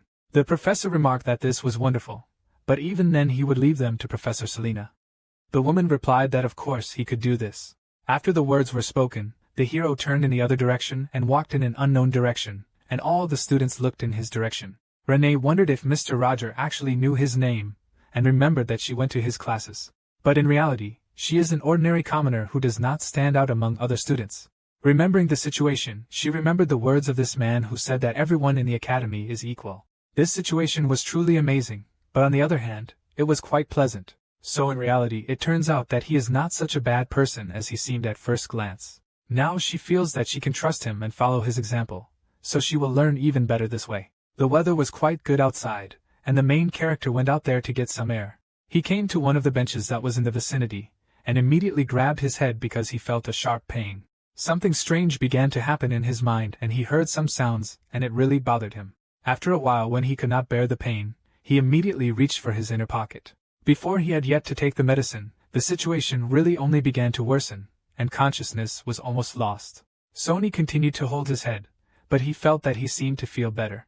At that moment it was completely unclear what he would do without these pills. It was also unclear why this whole situation and commotion happened just now, because it turns out that he almost showed his weak side in front of the students. His symptoms appeared immediately after he entered the first training ground, but then he could still control it. And at the same time, when he felt much worse, he was about to leave, when that girl began to lie louder and louder, so he could not help but intervene. He in turn hopes that he did a good job. His face was probably in complete chaos, and he probably didn't look very good. He had in his hands the last bottle of medicine that he could drink, in which case he could hold out for another 5 days. Even so, he would most likely have to use magic, because if you think about it, taking a prescription to a pharmacy can be quite dangerous. Just because of that, he needs to contact that guy as soon as possible. After a short period of time, a new working day arrived, and the main character was already at the academy. He sat at a table with other teachers, and asked if he heard the woman correctly who was talking about a werewolf. The woman smiled and said that he heard everything correctly, because it was definitely a werewolf. It turns out that students say that last night they saw a dark figure in the city, and she was sitting right on the roof of one of the buildings. Machiavelli, in response to this information, said that it sounded like a city tale about a ghost. Selena asked if he really thought so. After all, it turns out that there are even witnesses to his appearance on the territory of Theon's academy. Mr. Roger asked if this is true. The interlocutor replied, "Of course, all this is true. It could have been something else, but it was probably a werewolf." It is not surprising to encounter such an unusual phenomenon in the magical environment of the academy. At the same time, it turns out that there are even stories about the 7 ghosts of Theon. The guy asked if there really was such a thing, but Selena said that he hadn't even heard of them. The hero said that she probably knows a lot of stories about ghosts. The interlocutor asked not to think that she was specifically looking for information about the supernatural. She just wanted to find discussion topics that would be interesting to the students, so she did a little research and didn't get carried away with such things. The hero thought that it was just a compliment, and said that he understood. So let her calm down. The interlocutor said that this was really not so, and let her understand it. Another teacher joined the conversation and told Professor Roger that she had heard him demonstrate an unusual technique in the first lesson. In the end, he created something innovative, an accelerated process of creating a spell, and what is its name? Sylvia added that it is called the source code. The rest of those present heard her scream and immediately turned their attention there. The woman was embarrassed when this happened, and her interlocutor said that this was exactly so, and whether it was true or not, Machiavelli replied that he took it to be true. Matilda was surprised and said that it was really possible then, but they could not believe that such a spell really existed. The teachers in turn all looked at these people in surprise and whispered something to each other, and immediately, naturally, the main character paid attention to them, but continued to look in surprise.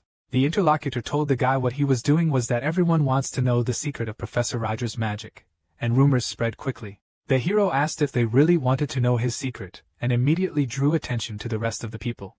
The woman asked if he was sure he could tell the secret. "Well, in such a place this is unique magic," Sylvia said. Of course the magic tower could issue them a patent. The professor noted that he was not interested. I also thought that it was really better for him not to interrogate any patents, because if he lets down his guard, it's easy to get a knife in the back. But until the magic tower contacts him, the other professors are already actively burning him with their glances. The hero saw that this was Chris Benamor, and with such a look he could definitely kill. Then he wondered what it meant before that they had told him about the werewolf. After some time, night fell in the city in which they were on the panel. At the same time, Machiavelli was not at home, but wandered around the neighborhood and thought that it was already late. I thought that maybe of course he should walk around and look for that creature. When she thought about it, someone was already behind you. It turned out that this was exactly the creature that he had been looking for all this time, namely a werewolf. The monster saw a man who had his back to him, and without hesitation immediately attacked him. Machiavelli in turn felt that someone was attacking him and easily returned from the claws at the last moment. After that, without thinking for a second, the same one swung his leg to attack. The same opponent who was the first to start a fight was thrown aside. Next, the professor approached that creature and said that he was wondering where they were wearing it, and he, in turn, means you were waiting to pull off a similar trick. The monster understood that he was in a bad situation and said that so much time had already passed, so he really couldn't even pretend that he was surprised. Then he began to get up and said that it had not been a long time since he had seen his elder. And the main character also smiled and said that it was so long ago and called the interlocutor Hans. Of course it turns out he's still causing trouble, so I wonder what he's done this time. Hans in turn asked if this man really thought that he would like it to turn out this way. He, in turn, did not expect that the dog, which was sitting in the woman's arms a second ago, would suddenly jump and rush towards him. The hero smiled and said that this was a rather funny situation. The beast got angry when he heard and saw this and said, "Is it really funny to him?" But of course it is, because he was not in his place, and it seems that someone cursed him. It turns out that Hans is a human, but he has one peculiarity. As soon as an animal bites him, he immediately takes on its gene and turns into this animal. Whether he wants it or not, it still happens. The man asked so much that in the end, whether he brought the antidote or not, the hero took out a syringe and said that it was here. The interlocutor immediately gave himself an injection and thanked him for it, because he could not remain in this form for a long time. After some time, this antidote worked, and he slowly began to turn into a human again. Then she said that if Machiavelli had not come, he would have had to suffer for several more days. The guy said that it reminded him of the day they met. Then he received an order to catch a cryptid, and he was very surprised when he saw an overgrown chihuahua in front of him. Hans said that thank God. Then he settled everything. It turns out that otherwise he would have been finished. The hero interrupted him and said that now his name is Roger Talici. The interlocutor replied that he remembers, because he wrote to him about it. Machiavelli, after all, became a professor at Vienna's academy, and then asked when he managed to change his personality, and why they met in Lirisvok and not in the capital. It was not clear what happened, and so the main character told the whole story. The interlocutor smiled after that, and said that he was simply incredible. If he were in his place, it would have given itself away immediately. It is unclear how this man even got out of such a situation. Roger said that it was a matter of life and death. Therefore, he can say that he had no choice. Hans asked if this Roger really turned out to be a member of a secret organization. The hero replied that he understood correctly. They called him the First Order and asked him to stop because it wasn't funny at all. The interlocutor looked thoughtful, and the guy asked if this really told him something.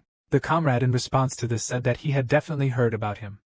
Recently some guys came to the underworld and the Order was pursuing them. After Machiavelli heard this, he said that he was sure that it was them. Now he was quite interested in what the name of their company was then. Hans replied that if he remembers correctly, it was called Black Dawn. He said that perhaps his comrade was really lucky to survive, but one mistake, and he would give himself away right away. The hero replied that this was true, and he needed to be well prepared. Speaking of which, did his acquaintance bring the suitcase from whom he asked for it? The interlocutor handed it to him, and said that here it was. The hero asked if he looked at what was in it. The werewolf replied that they were not crazy enough to rummage through his things, and even if he wanted to, he still could not open it. The guy said that Sheridan was probably still waiting for him, and that he should convey his apologies to him. The interlocutor noted, who knew that something like this would happen, there is nothing to apologize for. Machiavelli asked if he needed medicine in the fight, then why his comrade in the letter asked to wait 2 whole days and why they didn't meet immediately. The interlocutor was surprised and did not ask what she was saying because he did not understand at all what she was talking about. Roger said in what sense the day before yesterday he heard a rumor about the appearance of a werewolf. Hans noted that he arrived in Leatherwelk only today. In that case, why would he wait 2 whole days for them to talk? After these words, an awkward pause hung between them. But after a few moments, the attention of these people was attracted by a sound, and it was the same werewolf they were talking about. The interlocutor was dumbfounded and turned to the elder, asking what it was. Korish in turn also drew attention to that same creature, and said that he thought correctly. And so it turns out that that very real werewolf appears upstairs on the roof of one of the buildings. The creature sat there making strange sounds and looking up. Hans said that it was just horror, and could it really exist? In any case, it seems that he did not notice them, and he needs to get out of here. Machiavelli noted that this is not so, and he will notice if they move, he thinks he is now out hunting. After a few moments, he turned his attention to the monster, and saw a minor detail that caught his attention. Namely, it was that there was some kind of trinket hanging on the werewolf's neck that was familiar to him. His friend asked what it was, and then he saw it. The professor told him that he had to check something right now. The younger one asked how to check it. Was he really going to come closer? And Roger noticed that there was something sparkling on his neck, and they probably put this very thing on him on purpose. Hans asked, but who would do something like that? The hero reloaded his weapon and said that they don't know him now. The interlocutor, after noticing this, said that he had not seen this man shoot for a long time. The last time it was when he was hunting cryptids. But it turns out that he had a different personality then, but now it was not clear what his name was. Machiavelli replied that his name was Van Helsing, or to be more precise Abraham Van Helsing. A few moments later the monster heard a sound coming from below. Immediately he turned his attention there, and saw that there was a man there. Naturally both homelands were looking for their teeth because this was exactly what he needed.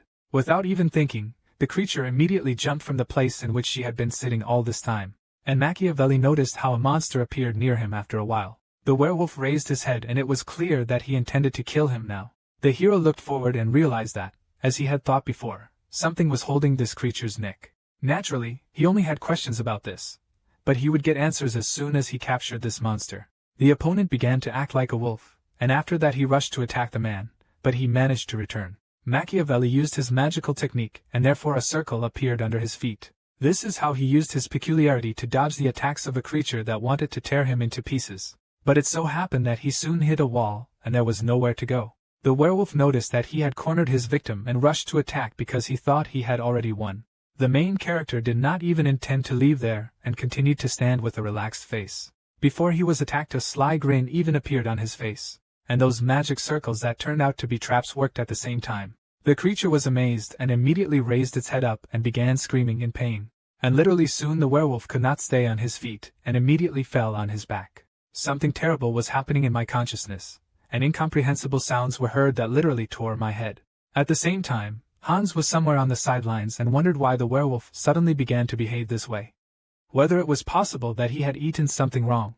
The main character answered the question, which he did not hear, that the ultrasonic signal sent to him is unacceptable to the human ear, so you creatures are now having a headache. As a result, he won't even need an expensive silver bullet in this situation. Machiavelli took a syringe out of his pocket, and said that now they won't even look where this creature came from. Suddenly he heard some strange sounds from several directions, and so he immediately listened. Someone was saying that he should run here, because the sound was coming from this direction. In the end, it was necessary to do all this quickly in order to catch up with these people. The hero wondered if these police were really there, and why they didn't appear right now. While Machiavelli was distracted by people who were nearby, the monster got its bearings and jumped up.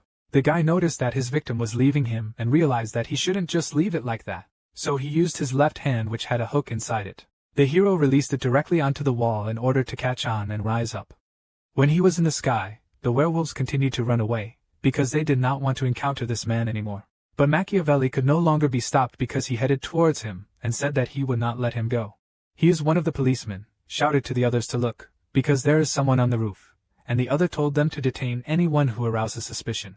At the same time, the main character was on the roof, catching up with the werewolf. He ran as fast as he could, but the creature that had previously tried to attack him was now running away. The werewolf did not stop and after a few moments jumped far enough. Never did this, you immediately stopped, because you thought that the hero would not catch up with him.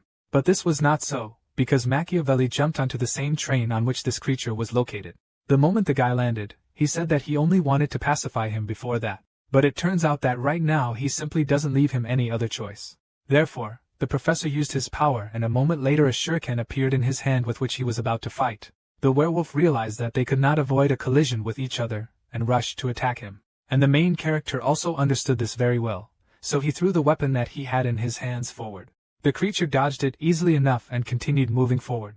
So it could be said that now they will face each other in a duel. Shuriken in turn, which had recently flown in the other direction, returned back. Literally the last moments of the monster noticed this attack and still managed to dodge before it hit him. The professor caught the weapon in his hands and then said that he had a really good reaction. But he just wanted to finish off his opponent with one blow.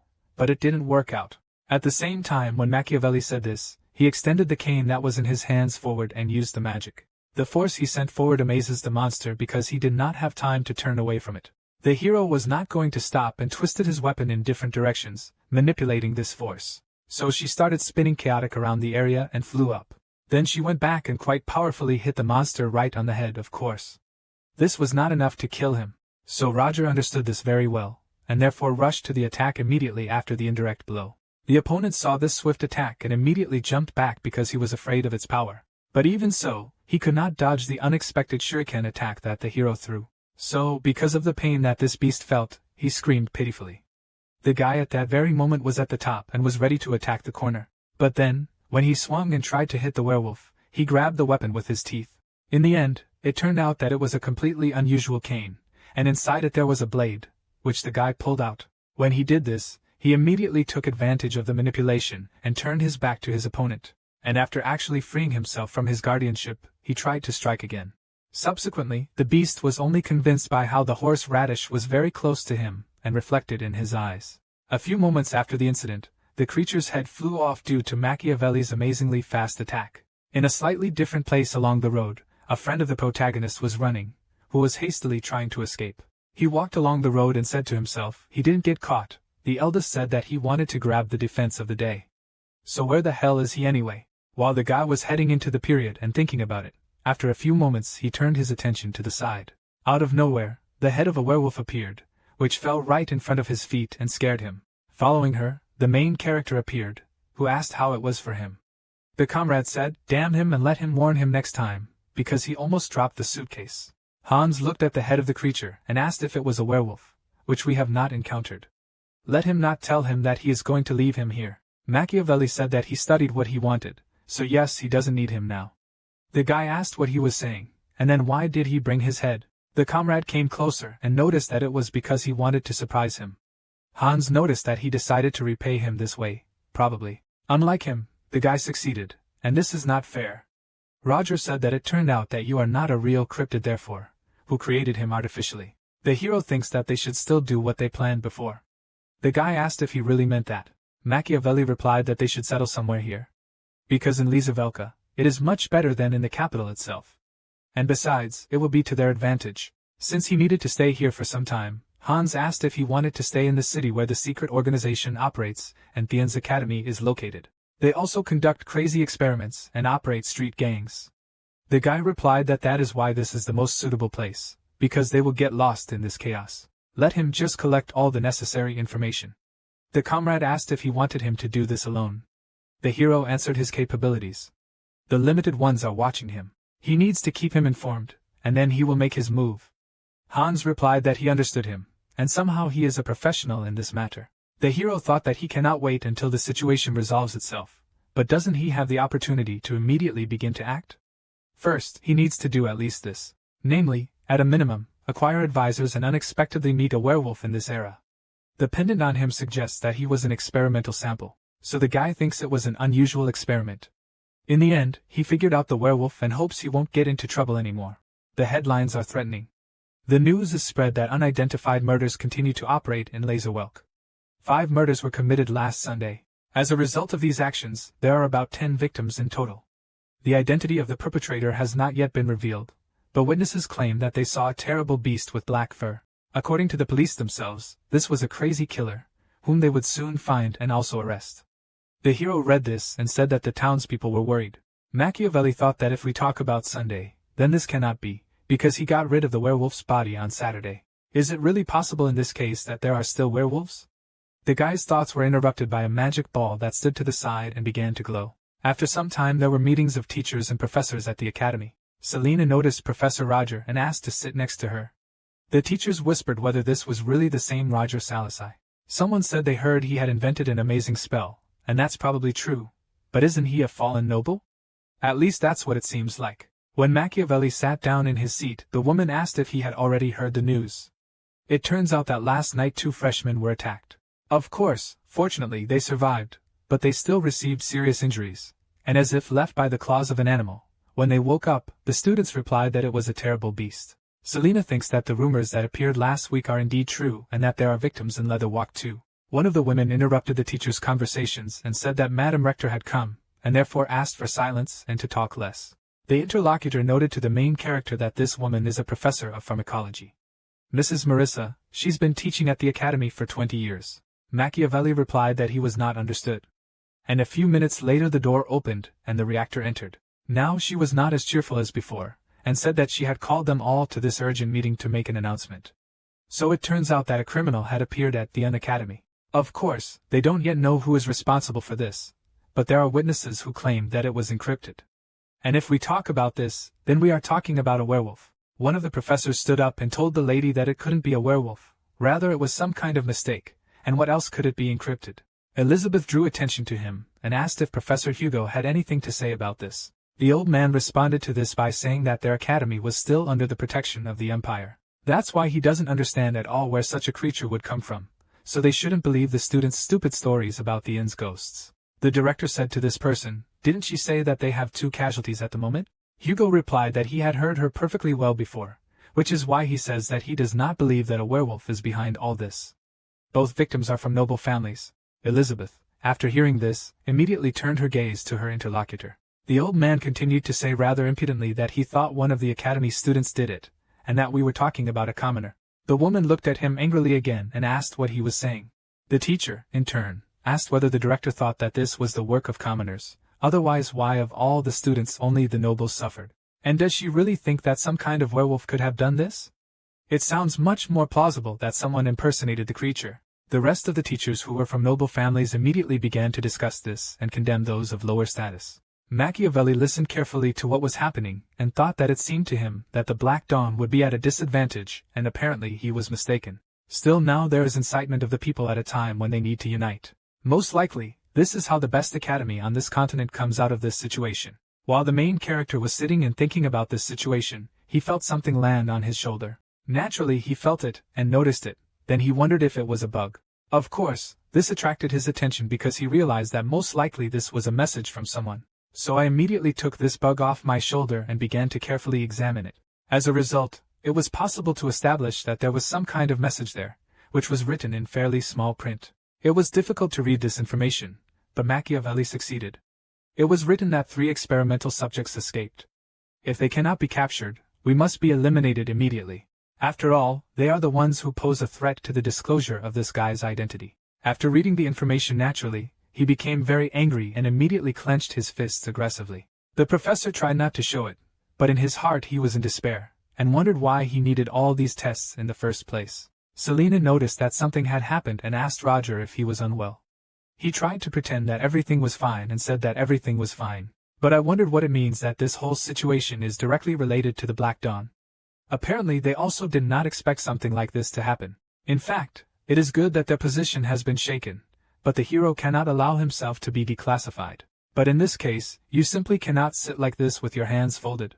And in this situation, the hero must get to the test subjects before the on. After all, if he is caught, then everything will come to an end. Elizabeth remarked to Professor Hugo that he has every right to express his opinion, but let him concentrate on his work. The man asked if she would tighten security. The woman replied that that was true, and that he should tell the students not to leave their rooms late at night. It also allows dim merit points to be given as punishment, and that is her decree. The teacher said it was good, and they understood everything. The director said that in that case it's great, and then they will end there, so they wish everyone a good job. The professors began to disperse and discuss the situation.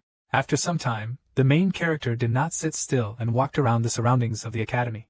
And when he walked through the next place, he immediately stopped because he felt something behind his back. There was a man hiding behind a tree, so he told him to stop hiding and come out. It turned out that it was a girl who was watching the main character, and was wary. Machiavelli turned his attention there, and saw a student passing by whose lecture he was teaching. She looked scared or depressed, so she was worried about what she would say now. The main character noticed her, and wondered if this was the same girl who called him the First Order when they first met. Well, now it turns out that she is posing as a student, and this is quite strange. To clarify this situation, the guy asked what was going on. The girl immediately became distracted and could not put together a few words. Sir Roger noticed that she was worried and said that they would find a quieter place, so let her follow him. The interlocutor agreed to this. The professor asked if she wanted to have coffee. The student was surprised and asked what he was saying, but as a result of this conversation, they still headed to the cafeteria. There they sat together opposite each other and tried to discuss something. The main character asked what her name was, and the girl responded by saying that she was Sylvia Rockhen. The professor said that he thought she used a pseudonym after all in order to hide her real identity, so she was interested in what her real name was. The young interlocutor, of course, was confused by this, but stated that this was her real name. Machiavelli was surprised and wondered if this really meant that this was not her pseudonym. Then he noticed that if she still has something to tell him, then let him start talking. The student turned her attention to the side and said that there were other people here, and the guy replied that he, in turn, cast a spell so that no one would hear them outside of this magic circle. She said that this was expected of the First Order. Sir Roger asked that she no longer call him First Order and refer to him as a professor. She asked what he was saying because it was disrespectful to him. Machiavelli replied that this was an order, and whether she understood that this should not reach other people's ears. The girl lowered her gaze and said that she understood everything and obeyed him. The hero noted that now we should talk about the matter, and let her describe the current situation to him. The interlocutor noted that she would do everything now. It turns out that behind the recent events related to the werewolf, there are their daughter groups who are conducting experiments on cryptids using black magic and the teachings of Shamses. The School of Shamses is a group of scientists expelled from society for conducting prohibited experiments. It does not know what the essence of their research was, but the experimental subjects escaped. They ended up escaping through the sewers and causing gruesome murders at the Anne's Academy. The interlocutor then apologized and noted that she was talking too much, but the hero said that this was not so and everything was fine, so let him continue. Sylvia is well aware that Shams's school is responsible, but tells Roger's professor that he was asked to look into this, which is why she is here. Another order, Victor Dreadful, allowed him to borrow this name. The hero said that he did it, but did not think that everything would turn out like this. I thought that if we talk about this person we need to remember this name. The girl said that the situation was out of control, so they should solve it as soon as possible. It is necessary to eliminate 3 objects, so you should try. The guy said that not 3, but 2. And so that the interlocutor would understand what he completed the token about. Sylvia realized what it was and asked where he found it. Machiavelli replied that 2 days ago, he came across one of the werewolves in Laserwell. She said that he was simply amazing. The hero thought that she contacted him while maintaining cover and did not arouse anyone's suspicions. It is not clear why such a talented girl is still a member of the Third Order. In general, what if she was left with no choice? Perhaps the girl is from a noble family, and is unlikely to be an antisocial organization that treats noble as well. She is probably playing the role of a puppet, which was used by someone who was thrown out of the organization. He recently realized what a precarious position Thien is in. Now he knows that the balance of the Black Dawn is also disturbed, and it is because of this that Sylvia will be able to somehow help him in this situation. Machiavelli noticed that she said that they didn't escape through the sewer, which means she needs to be searched. In which case, doesn't the Academy have this information? The girl replied that she understood everything correctly, but she did not know how long they would remain in the dark. The professor rose from his seat and said that he understood everything. Then, using his power, he said that he thanked her for contacting him, and they would see each other later, if possible. The girl hesitated and told Professor Roger that it was so, and he turned to her and said that there was something else. It turns out that I was able to explain it much better. He was glad to listen and hopes their next meeting will be just as successful. Then he simply left, and the interlocutor did not say anything, but it was clear that she liked this information. Sylvia sat quite embarrassed and could not squeeze out even a few words, and when the professor had already left, she was still able to say words of gratitude, but it was too late. The girl continued to sit in the cafe with her head down, and from the side someone was looking out the window at them. It turns out that it was another student from the academy. She wondered what she felt. But is that really what she thinks? When I noticed the teacher, I immediately wondered if this was magic. In the end, even if she was right, why he used the spell there, it was unclear what the hell those two were even talking about. Some time passed after the incident, and most of the students were sitting in the classroom where the lesson was taking place. Flora was also there, but she did not listen to the professor at all, since her head was only thinking about what those two had discussed recently. There were thoughts that, judging by the color of the magic field that she saw then in the cafe, she could confidently say that it was a sound-blocking spell. The magical trace is still almost imperceptible to the receptors of ordinary people. But why was this spell made, and what secret could they be talking about there? The teacher closed her textbook and said that that's all for today. The rumors that are circulating around the academy are true, so let them walk around the campus too late. If they break the rules, you will receive penalty points. One of the students asked if the guys had heard about the werewolf, and they answered that of course. He said that he wanted to ambush him, and wasn't it interesting to look at him? The interlocutor asked if he had heard an announcement recently. If they were caught, they would lose points. The first one replied that they would try not to attract attention, and they would be able to get a reward. Leo asked Adrian what he thought. The interlocutor asked what is it really about a werewolf. He thinks that it is better to stay away and not risk his own points. The guy replied that he knew that he would say so. The student asked what he thought about this. Leo replied that he agreed with him, and it was better not to take risks, and also leave this matter to the professors. Suddenly a classmate approached the guys who looked quite angry as she hit the table. One of them immediately turned around and said good morning to Tracy. The girl was really angry and asked if he really called it good morning. Leo, apparently, is also worried about the spirit and told her that it was time to accept the loss and calm down.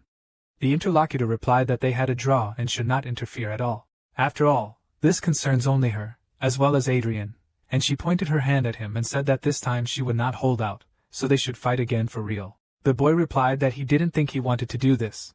And the girl asked why this was so. He noted that he had classes during the day, and in the evening they had to stay in their rooms. This was done in order not to run into the werewolf. Tracy asked if it was serious. He was just scared and looking for an excuse. The interlocutor did not answer anything to this. And one could say that now he would get angry, and everything would be the other way around.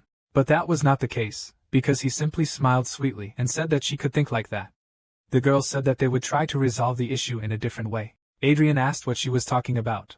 She replied that the speech about the werewolf will be won by the one who grabs him first, and how does that feel? The bespectacled boy noted that this was not what he wanted to do, but Leo interrupted him and said that he had to deal with it. His comrade did not understand why he did it at all. Tracy said that then they agreed and let them just try to escape. The guy replied that they would come, but she shouldn't let the guys go when she loses. Soon Adrian said that she had already left, and then asked Leo why he agreed, because this was just madness. The comrade replied that the girl would not have lagged behind anyway, and that the teachers would still take care of the werewolf before them. The guy only said that Tracy, it seemed, was not joking about it. Leo said that she was not a fool to go at him alone.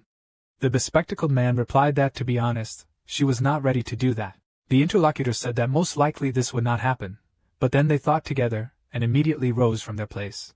Both looked out the window to see where their recent interlocutor was heading. One of them asked when she managed to go so far, and she was probably going to the dormitory now. Adrian said, thank God that Tracy had not yet forgotten how to think sensibly, but after a few moments the girl's course changed. She, in turn, was not going to the hostel at all, but probably in search of the very creature to whom they had spoken recently. When the guys saw this and realized what was happening, it was already too late, and the situation was bad. After some time, night fell at the academy where the main character taught. As usual, in the middle of the night he was not at home, but was walking along the local roads.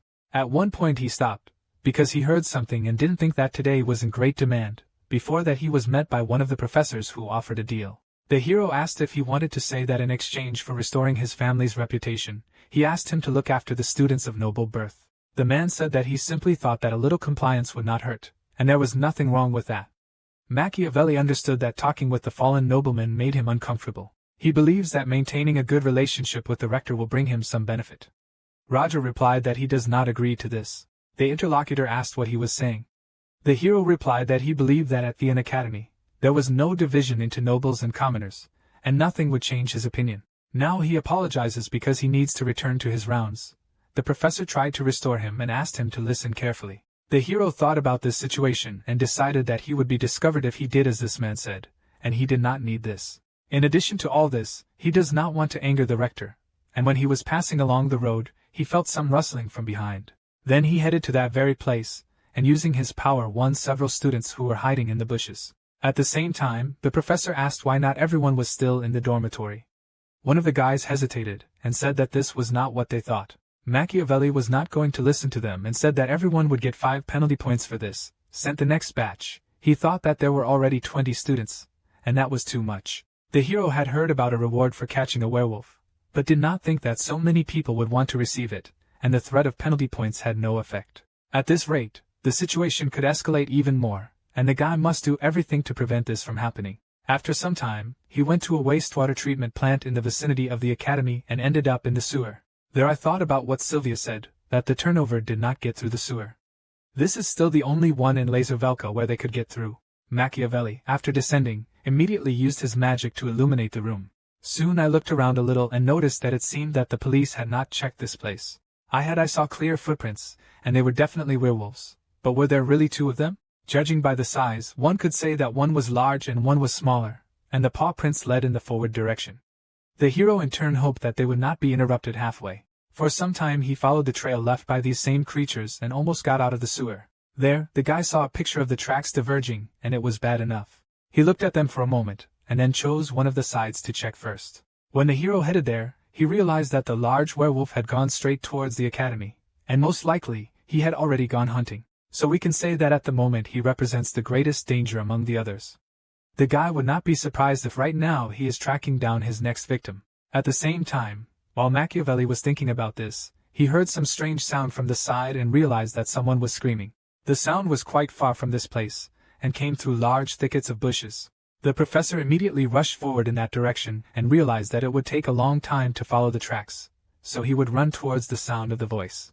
As a result of this action, it was very soon clear that the two girls were being attacked by the same werewolf whom he was trying to catch up with. Machiavelli saw that they were students of the academy where he worked, and they were standing trying to defend themselves. Due to the long distance to them, he realized that he did not have time to reach them, and that was bad. So he immediately used his weapon in the distance. The spell quickly began to spread throughout the area and rushed towards the monster. Naturally, the werewolf noticed this attack, but it was too late, so he did not have time to react. The magic spell began to touch him, and thereby blind him so that the beast covered himself with his hands. The main character in turn did not stop and after a few moments got closer and then hit him hard. The monster's body flew far enough and a new professor appeared right in front of the students. They in turn drew attention to him and said that this was Professor Roger, but they were amazed.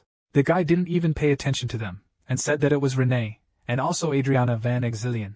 Our girls were surprised, and the first of them said that this was true. They were wondering what he wanted. The teacher said in a rather angry tone that each of them received 5 penalty points for this. They in turn were even more stunned when they heard this information and asked what he was saying.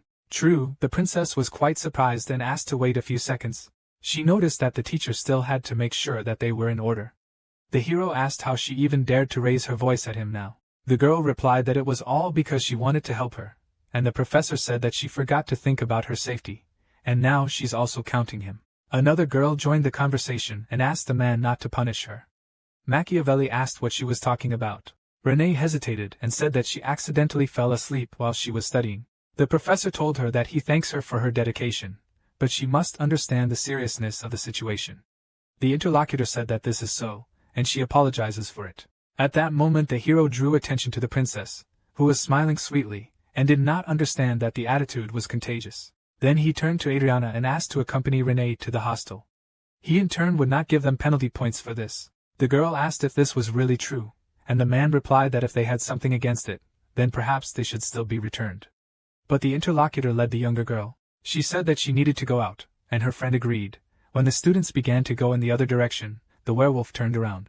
They noticed what had happened and told the professor to take care of himself, while the hero replied that he could see everything perfectly. The monster finally moved a little away from the spell that hit him and was about to attack. But when this was about to happen, he jumped in the other direction, and the girls shouted that he was running away. Machiavelli naturally rushed after him, and shouted to his students to quickly find a safe place and hide there. As a result of this situation, a chase began between the man and the creature that recently wanted to tear him apart. The werewolf turned his attention back and saw that he was being chased, so he followed to the roof of one of the nearby buildings. The professor in turn did not want to let him go, so he used the hook that he had in his left hand and headed forward. Renee and her friend were heading towards a safe place, but still looked over the chase that unfolded in front of them. The girl told Adriana to look carefully, and see if this was the magic of levitation. The interlocutor looked and noticed that this was probably true. Just like the creature, the main character also hung on one of the roofs, and then they looked at each other from afar. The main characters realized that there was no point in staying for a long time, and after a few moments they immediately rushed forward. The creature saw how the opponent took action to attack him, and as a result, also rushed forward. When all this happened, the opponents fought and struck each other with their weapons. So they exchanged blows for some time, jumping away and attacking each other with different methods. After a short period of time, they finally stopped, assessing the situation. The calm did not last long, and the aggressive monster immediately rushed to attack, which the hero was able to successfully dodge. And when Machiavelli did this, he extended his naval weapon forward and made a spell. The magic ball that was released forward reached its target and hit the monster, and the hero jumped forward after that. This was done in order to attack from behind, so the guy jumped up high enough and pointed his weapon to attack. The students stopped and carefully watched what was happening so that it surprised them. The princess asked if this is really what a real battle looks like. He didn't seem to be able to fight yet, so he jumped up and tried to hit the man hard on the head. Naturally, Machiavelli returned with ease and then tried to counterattack the monster again. As a result, the attack turned out to be quite swift, and therefore he managed to hit the target, which was very close. The monster flew a fairly large distance and therefore could even fall from the roof, but tried to stop. The professor in turn was not going to stop and again pointed his weapon at his opponent, and tried to cast a magic spell. In fact, he succeeded so that he was struck or fell down. After all this action, the pitiful monster screamed because it felt severe pain, and then fell to the ground and did not move. The main character in turn thought that he was feeling tired now, and probably he shouldn't have used a lot of magical power right away like that. But even if so, he simply cannot use magic while fighting right in front of the students, so he needs to finish off this werewolf as soon as possible and find a second one. Machiavelli began to go down, and when he was very close he saw the creature trying to hit him, so he wondered if this scoundrel was still moving. It turned out that the monster was not trying to hit him, but only grabbed part of the stone that he found and tried to use it. The professor noticed this and was amazed at the ingenuity that this werewolf used. The beast, without hesitation, threw down the weapon so that it appeared in his hands in order to somehow fight back. Naturally, this attack did not suffer any harm to the main character because he used a protective barrier. But then I was actually amazed because this creature could really use foreign objects in battle. The beast came to its senses again, and after it did this, it immediately jumped up and tried to attack the place where Machiavelli stood. The man dodged this attack because he jumped up to avoid damage, but also thought that this werewolf, who is his opponent, is very smart. As others can understand, to create this creature, the wolf was taken as the basis for its creation. Only for this reason it can be said that he can only determine the strength of the enemy. After what the professor saw right in front of him, thoughts began to creep into his head. Perhaps they were not werewolves at all, but at night several guys were looking for Tracy. Adrian tried to find out where she was and couldn't get through to her, and Leo was there, and said that maybe they should go home already. Because he can say that they still won't be able to find her. The girl has probably been resting somewhere in a dorm for a long time and nothing more. The comrades said that they could not know this for sure, and in vain they agreed to this bet. Leo asked if he was sure that Tracy was still looking for this werewolf. The guy with glasses responded to this by saying that anyone could have abandoned this idea, but not this girl. The interlocutor had no choice but to admit this, and he noted that he still had to search for about 30 minutes. But if they still don't find her after this time, then they should return. When he said this, some scream was heard quite far away. Leo began to run in that direction and shouted to his interlocutor if he had heard. It was the voice of the steadfast one they were looking for, and they should run there. After some time together, the guys started running straight to find their girlfriend. Adrian ran forward and began to run through the bushes, when suddenly he noticed something in front of him. At the same time, he collided head-on with someone, and because of this, they received a serious blow. After this collision, the guy ended up on the ground and held his head. Leo asked if it was Tracy. The interlocutor noticed them and asked what they were doing here. Adrian immediately said that he heard what he needed. It was not screaming. The interlocutor was embarrassed and asked how she screamed, because there was no such thing. And suddenly a growl was heard from the bushes, and one of the guys said that this sound was quite strange. Tracy said that you should be quiet and follow her. Her comrades listened to her and slowly began to follow her. Looking out of the bushes, we did not notice the creature that was hiding in the bush, and only had its muzzle peeking out. When they saw him they asked if it was a werewolf, but he was so small. Tracy was delighted and asked what they could say about this, because she won. Leo noticed that she just found him, and they were betting on who would catch him. The girl said that if this was so, then she would immediately go and catch him. Adrian asked her to wait a second. The interlocutor replied that she understood he did not want to lose, but she just doesn't want to give up the victory. The guy said that that's not the point. Let her look, because he's wounded and can't move. So he found a secluded place. Or does she now think that he himself hid there? Tracy said that they had previously said that there were 2 werewolves walking around the area. Adrian noticed that he couldn't know this for sure, but if someone helped him, then that's bad. He suddenly turned his attention forward and was surprised. There was some kind of target on the neck of the very creature that was hiding in the bushes, the bespectacled man, as a result of which he wondered what it was all about. He turns out that he has something on his neck, and now he wonders what it is. While his comrades looked forward, they saw a large werewolf behind them. The monster felt the victims who were very close to it, and began to growl and also spread its drool. Leo was the first to feel the danger, and turned around, and saw that there was a werewolf there. He saw that their opponent was about to hit his comrade, and shouting at Adrian pushed him away. And then the same monster that tried to attack them hit the guy who managed to push his friend away. From this rather strong blow the boy's body flew quite far to the side and fell. The werewolf used his limb and grabbed the other one by the head. Tracy was amazed and asked if it was real. After a few moments she decided that she should calm down because her body began to shake violently, and she could defeat him for sure. Despite everything, she had to do this in the name of her family, his name of victory. The creature noticed that it was in danger from this girl and attacked her, but Adrian managed to help her return. Tracy was expressed so selflessly by her comrade, trying to protect her with his body. Leo, who was on the sidelines and tried to move a little away from the attack, was also very surprised. Everything was fine with the guy with glasses, and he asked his interlocutor if she was okay. The student asked why he helped her right now. He asked in surprise what else meant why he couldn't stay away when his friend was in danger. While these conversations lasted, he monster did not stop and was now preparing to attack his victims. The guy noticed what was happening and told his comrades not to worry, because he thinks that he is simply protecting his cub. Then he turned to the creature that was in front of them and asked if he was right. His friend asked what he was doing because this creature still did not understand him. But Adrian continued to say that everything was fine, and he would not harm the werewolf. In fact, it so happened that the monster understood him, and after a few seconds turned in a completely different direction. As a result, he stopped near the baby who was hidden in the bushes and growled a little. The guy saw what happened and said that in reality, it seemed that the cause of this anger was fear for the cub. The girl was surprised to ask if he really understood him, and Leo continued to say that in any case, he can show his true nature at any time.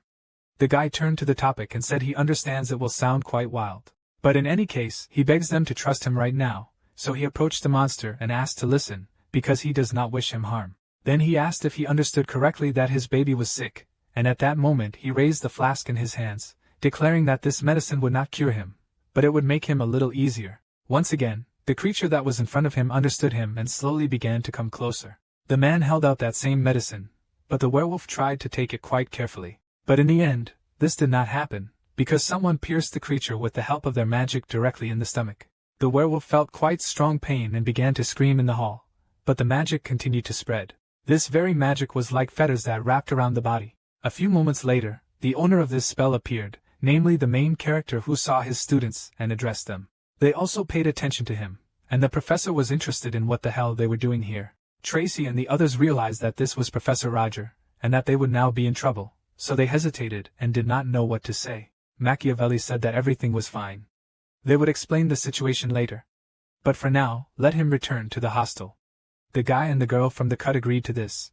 But Adrian covered the werewolf with his body and asked him to wait for a while. The teacher drew attention to him, and the guy shouted that they think this werewolf understands human language, so he asks to think before killing him. Serjar asked if this man understood what nonsense he had just said. The boy shouted that this was no nonsense at all, and perhaps this werewolf was not so simple.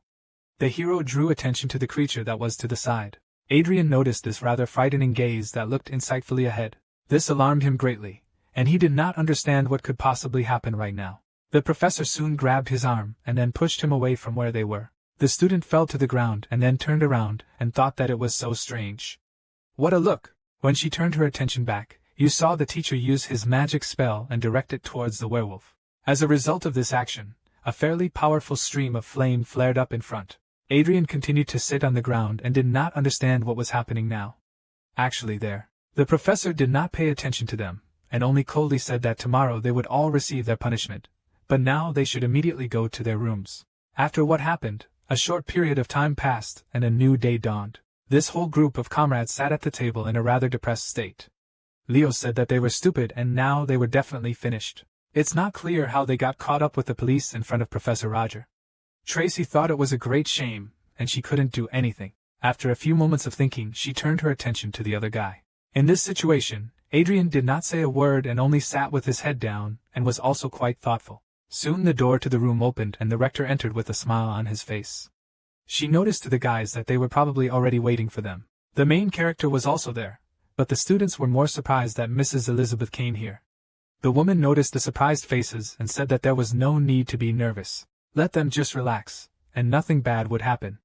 The children understood that if the mistress was here, it meant that they would definitely not get by with a simple disciplinary sanction. Professor Roger asked why they thought he called them here. Leo replied, apparently it was because they were facing a punishment worse than penalty points. Machiavelli noted that this is true, and they must understand how willful the act they committed last night was. If in reality something had gone wrong, new victims could not have been avoided. The students did not say anything, because they understood that they were wrong. The director noticed that they should raise it higher, because in the end everything worked out fine, but she would stop Professor Roger from intimidating the students. The man replied to the lady that after all, they still could not let the name slip this term. Elizabeth asked whether it was right that the situation was resolved in their favor. In addition to all this, he described the situation to her in detail, and then asked Adrian if she had heard correctly that he, risking himself, protected Tracy. The boy hesitated and noticed that this was not entirely true. The rector said that he was sure he did not realize how dangerous and wrong their actions were. Therefore, they received 10 penalty points. But she cannot blame them for the action they decided to take in such a difficult situation. In this case, she gives them 20 points each as a reward for this. The students asked in surprise if this was true, and the woman asked the professor if he minded. The man replied that he would not dare to contradict Madam Rector, and she replied that in that case, let them return to their studies, so the children thanked her. They immediately began to leave this room, and Adrian lingered a little and turned his attention to Roger. Soon the rector asked Professor Roger if he was satisfied. She, in turn, did not expect that he would ask her to be gentler with them. The hero said that this is so. He thanks for the help and hopes they don't find out about his request. Elizabeth answered. Of course, as for werewolves, he definitely didn't notice anything strange. The professor noted that it was nothing that caught his eye. The woman replied that it was good, and in any case she was grateful for his work. After all, thanks to his dedication, no one was hurt and asked him to continue in the same spirit. After a while she left him and left him alone with his thoughts. The hero could not leave that very situation and thought that he had definitely seen something. And while the big werewolf was sitting tied up, the baby began to emerge from that very place. But what began to appear from the bushes, which were carefully hidden, his body was truly amazing.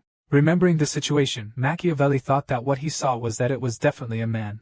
He in turn was the one who did not complete his conversion, so he was not completely a werewolf. Coming out of this situation, the professor realized that he was not conducting experiments on wolves as he had thought before. But it turns out that they are carried out on people who are caught, and in turn turned into werewolves. The main character was concerned that he did not regret his choice, because if he had not done this, he would have been in trouble. In addition to all this, he was influenced by the fact that quite a large number of people suffered because of them. As a result of this situation, he had no choice but to kill them. While the guy was thinking about this, he remembered the little werewolf and his appearance before his death. At that moment he was quite sad because he understood that this should not have happened. Then he reached into his pocket, and from there took out a magical sphere for communication. But he tried to hide with his friend in order to discuss something and said that it was he, and also told Hans that he had one request for him. Tracy sat on a bench with her comrades and said, who would have thought that they would not only not be given penalty points, but would also be awarded extra points. Then I asked Leo how his hand was. The boy replied that everything was fine, but he still needed to walk around with the bandage for a few days. The girl again turned her attention to Adrian, who was sitting with a rather thoughtful look. She just asked him what was bothering him so much. The guy hesitated and said that everything was fine. There was just something. I asked if they remembered that cub whose werewolf they had recently seen, and some kind of strange collar was visible on him. Tracy asked in surprise if he was really saying this. He was serious. Since it was loud enough, she was asked to be quieter. The guy with glasses stated that this was one of the reasons he tried to stop Professor Roger. But what if they were created artificially? Leo said that if we talk about this, then there's a rumor that suspicious individuals are hiding in Theon. Tracy asked if this is not some kind of fiction. The interlocutor noted that he couldn't say for sure, but a werewolf in a collar is very unusual. And don't they think so? There's something else to all this. The girl asked if he wanted to say something about Professor Roger. Adrian replied that this was true. He did not suspect him of anything, but the expression on his face was strange. As a result, he can say that it was that evening that their teacher was able to do something strange, which surprised him. Tracy then asked if they really thought that he was hiding something from them. The interlocutor noted that he was not sure about this, but thought that he knew much more than they did. As a result, I thought that perhaps all this would turn out to be just his inventions, because Professor Theon would probably not do anything like that. Well, what if this turns out to be true, and suddenly Professor Rogers somehow connected with these strange rumors? The guy's thoughts were interrupted by his friend, who stood up and said that this was such stupidity. She could say that both of her thought too much. Have they really forgotten what Madam Rector told them recently? The teacher told her about what happened in the smallest detail. But in this case, he would act this way if he was involved in something like this. He tries not to show it, but in fact he really cares about his students.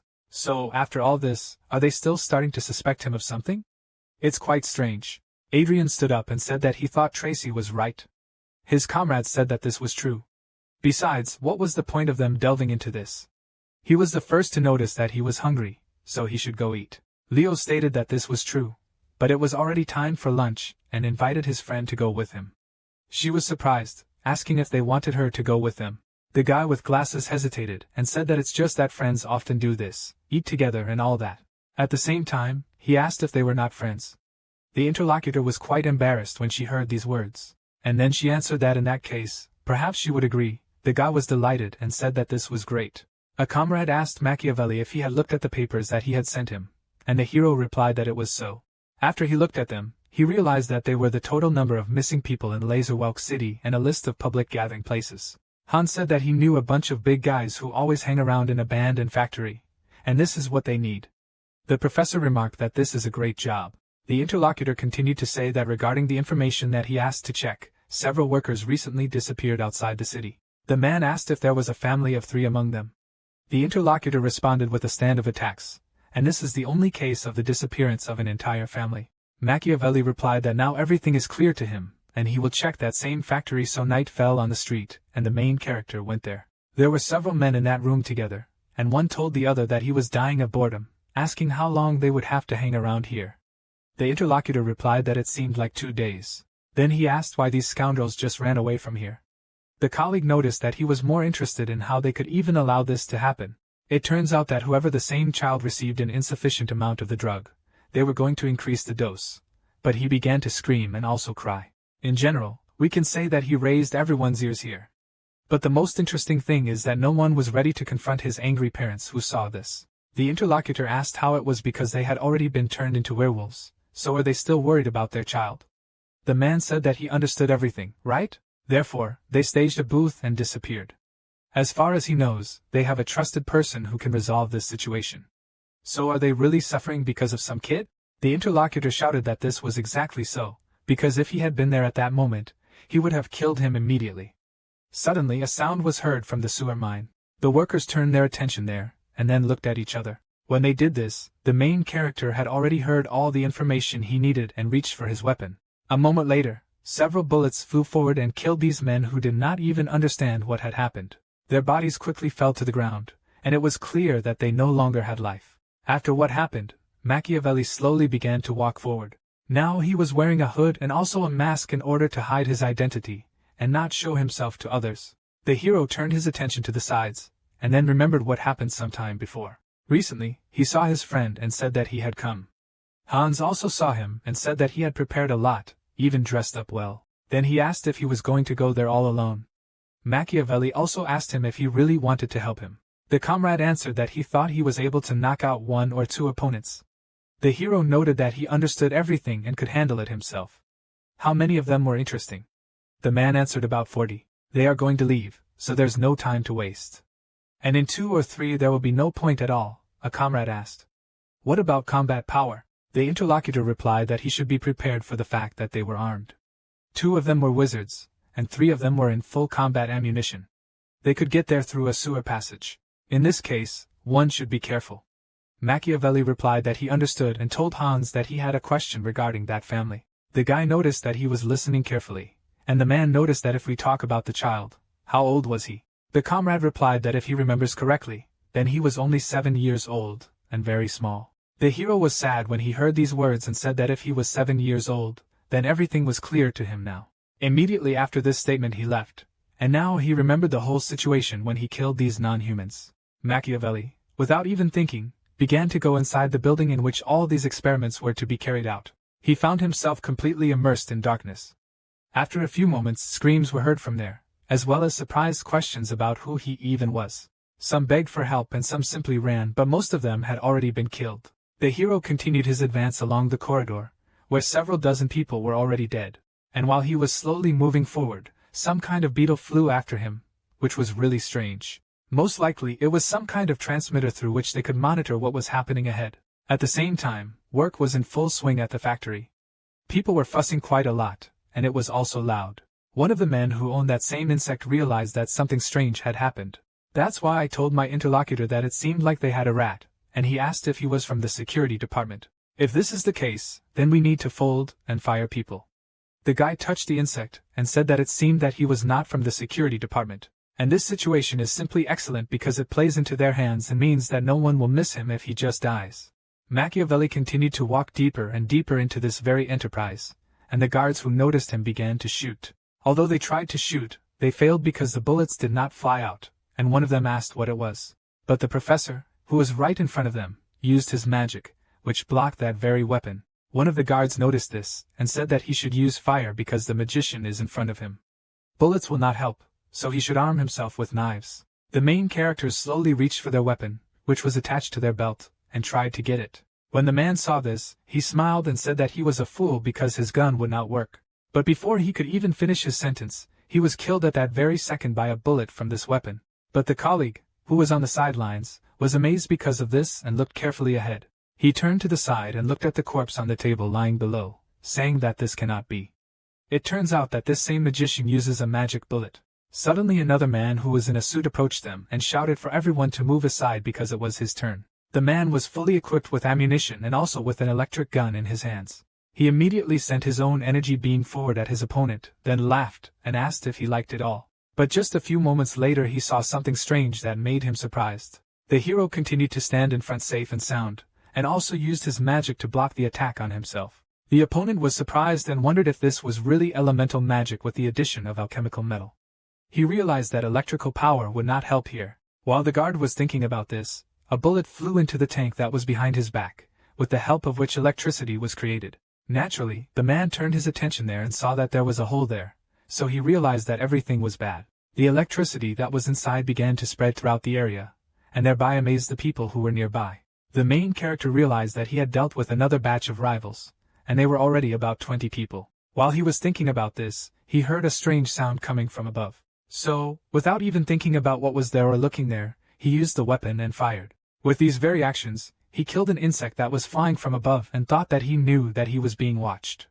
In the end, this means that they did it through insects. Machiavelli understood that they used them as a means of observation. But does it really turn out that these are the same insect brothers from another world? Now there is a strong premonition that they have already waited for him, but first the hero should deal with these insects. On this occasion he stepped on the ground and using his magic created a magic circle around himself. Vibrations that were almost inaudible to the human ear began to spread throughout the entire corridor and the entire factory. The insects heard this sound perfectly well, and for them it was catastrophic. So a large number that was floating in the air began to fail and fall to the ground immediately. The same man who controlled these creatures realized that his charges had become much smaller. Therefore, he said out loud the information that the signal that came through the insects had disappeared. He thought that before this happened, he felt a vibration. The man can say that the sound waves were similar to those created by elemental wind magic. If he really has it, then they are in big trouble. It turns out that small insects will not be able to cope with such powerful energy. And it seems that the time has come for the bigger guys, so I told the Baron to get ready. The man noticed that he understood everything, and the interlocutor stated that, according to his intended route, that person should exit through the door that is in front. The guards lined up there and the chief said that they should give him a warm welcome. After a few moments everyone was amazed and asked what it was. Had the lights gone out? They should have been quicker to turn on the spare generator. Simon told the eldest what he thought of this as another prank of their scoundrel. But the interlocutor did not give any answer to this statement, and the man asked what happened. But when he turned his attention to the side, he saw that the body to whom he was addressing was already standing without a head. But the head, which had recently been on his shoulders, was already rolling straight to his feet. The insect manager immediately jumped to the side and realized that the eldest had been killed a few seconds before. Simon realized that the situation was getting out of control and did not understand when he managed to get here. It turns out that not much time had passed since the blackout. He decided that he had to strike before the man got to him, so right from his left sleeve he pulled out a large centipede. She, in turn, immediately began to climb out of there. A few moments began. She was cut apart by a bullet. The man turned his attention back and saw that there was a man wearing a mask and also a hood. This is the main character who threw a salad like this. But his blow was not successful, because his opponent managed to dodge. Simon wondered and surprised, what kind of magician is this who fights hand to hand?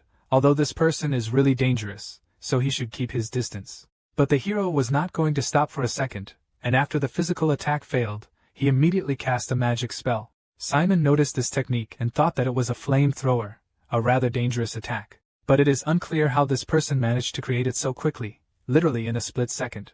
There was no time for reflection at that moment, because Machiavelli had already sent a stream of fire straight towards him.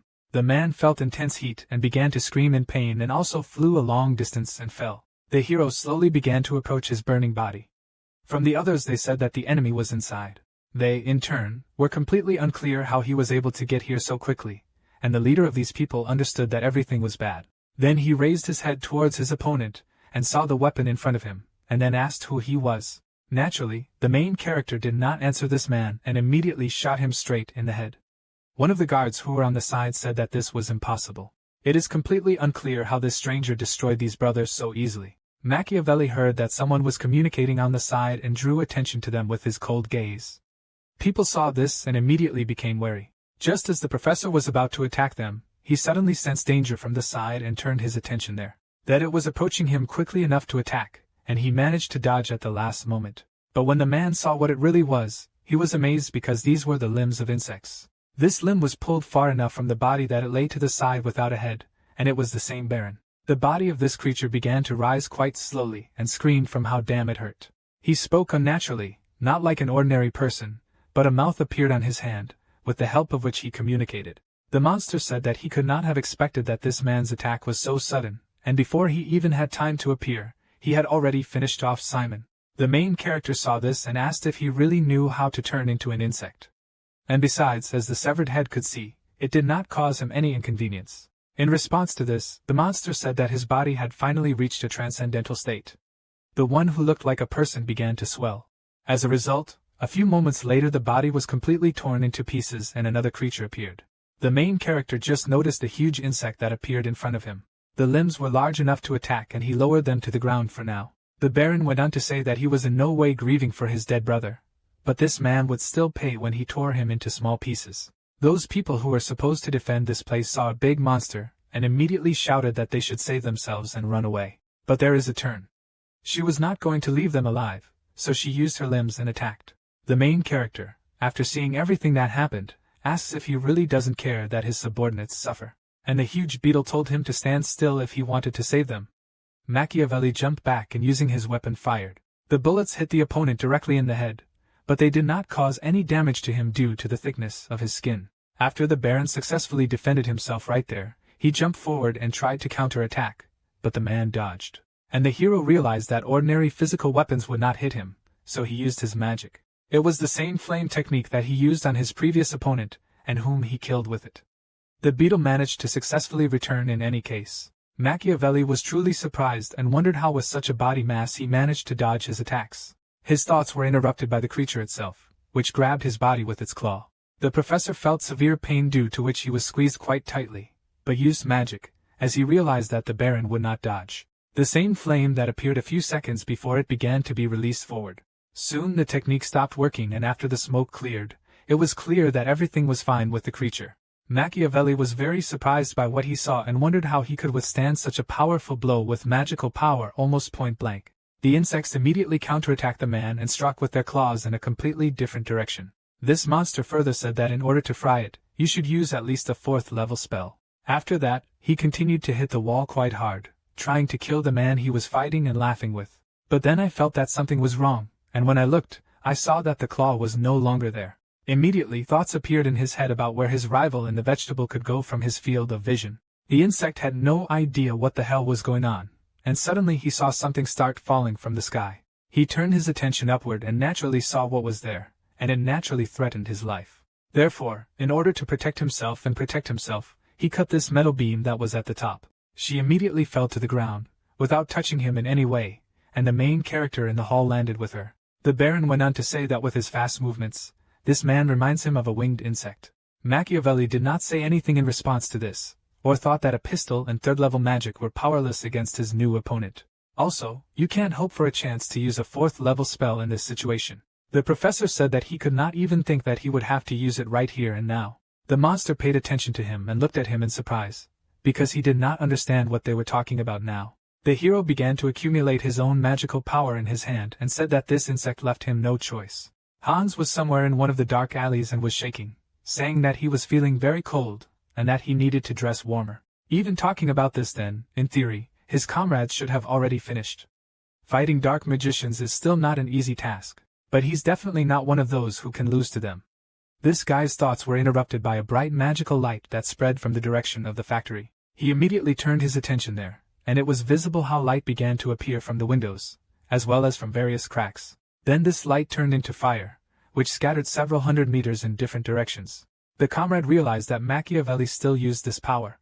He could say that this was his true magical power, or whatever he called it in general. But when I think about this situation, he didn't understand what it all meant, because magic really is magic, and nothing more can be said about it. After some time, Han saw the man in front of him and asked if he had really finished and how the situation was generally. The hero replied that he had already taken care of all the experimental subjects. The younger one said that this means their assumptions were probably confirmed, and after the transformation, they will no longer be able to return to a human body. Machiavelli replied that this was so, and all he had to do was save them from suffering. The guy took the bottle and asked if this was really the drug that made werewolves out of people. There is so much cruelty in this world, and who would have thought that such a large-scale experiment on people existed? It would not have happened if someone had not sponsored it. The hero interrupted him and said that he didn't have to worry about it, because he had already found out who was behind it. Hans asked if he was serious because this simply couldn't happen. Yes, although let him just forget, because one way or another he will not be able to stop this man. After that he turned in the other direction and began to leave.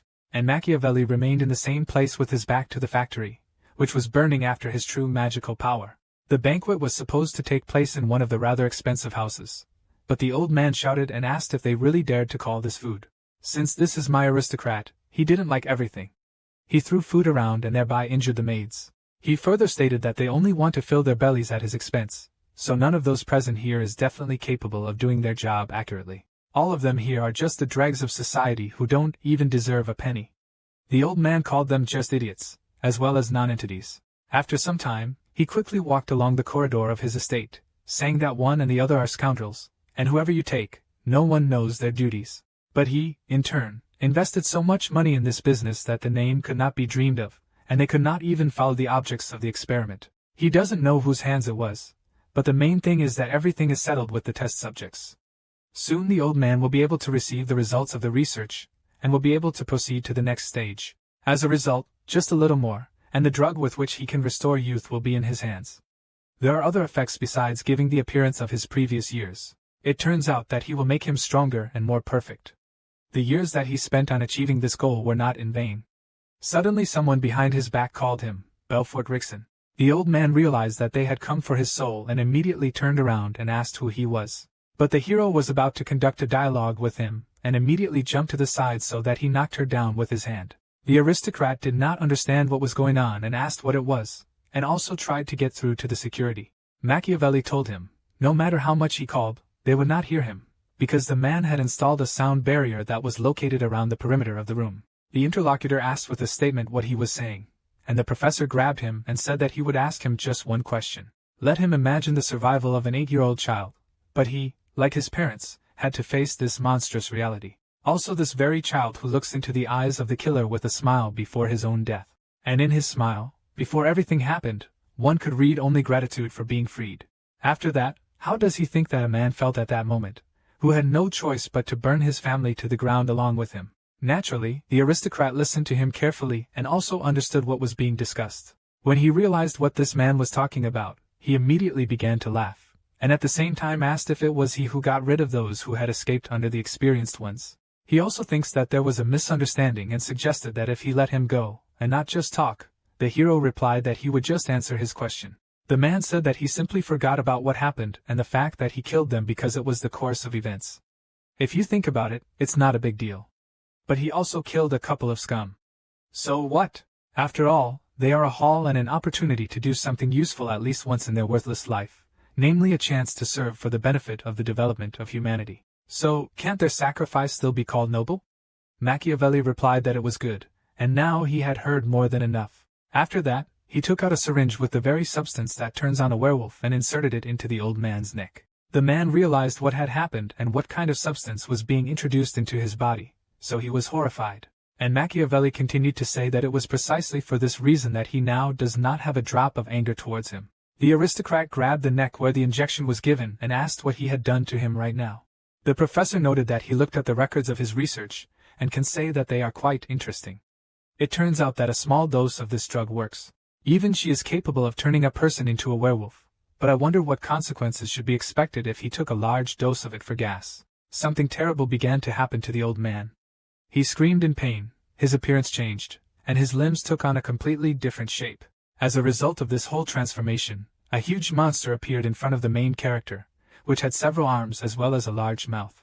Machiavelli noticed this and thought that no matter how hard he tried to convey his feelings to him, he would still not understand anything. So instead of doing that, he would just make him experience what they experienced when they turned into werewolves. Next, the role used his magic and removed that same sound-absorbing wall.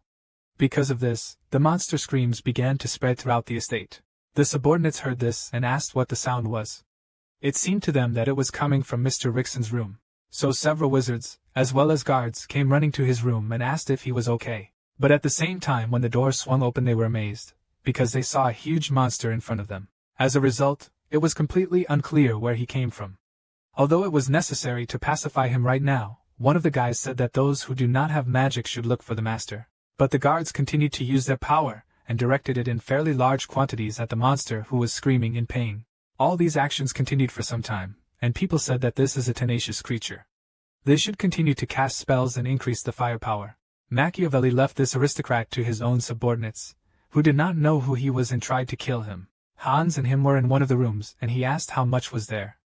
The elder noted that he could take a little for work and let him hide the rest. The guy looked at him and asked if he was really leaving, because he had been trying to get to that place for so long.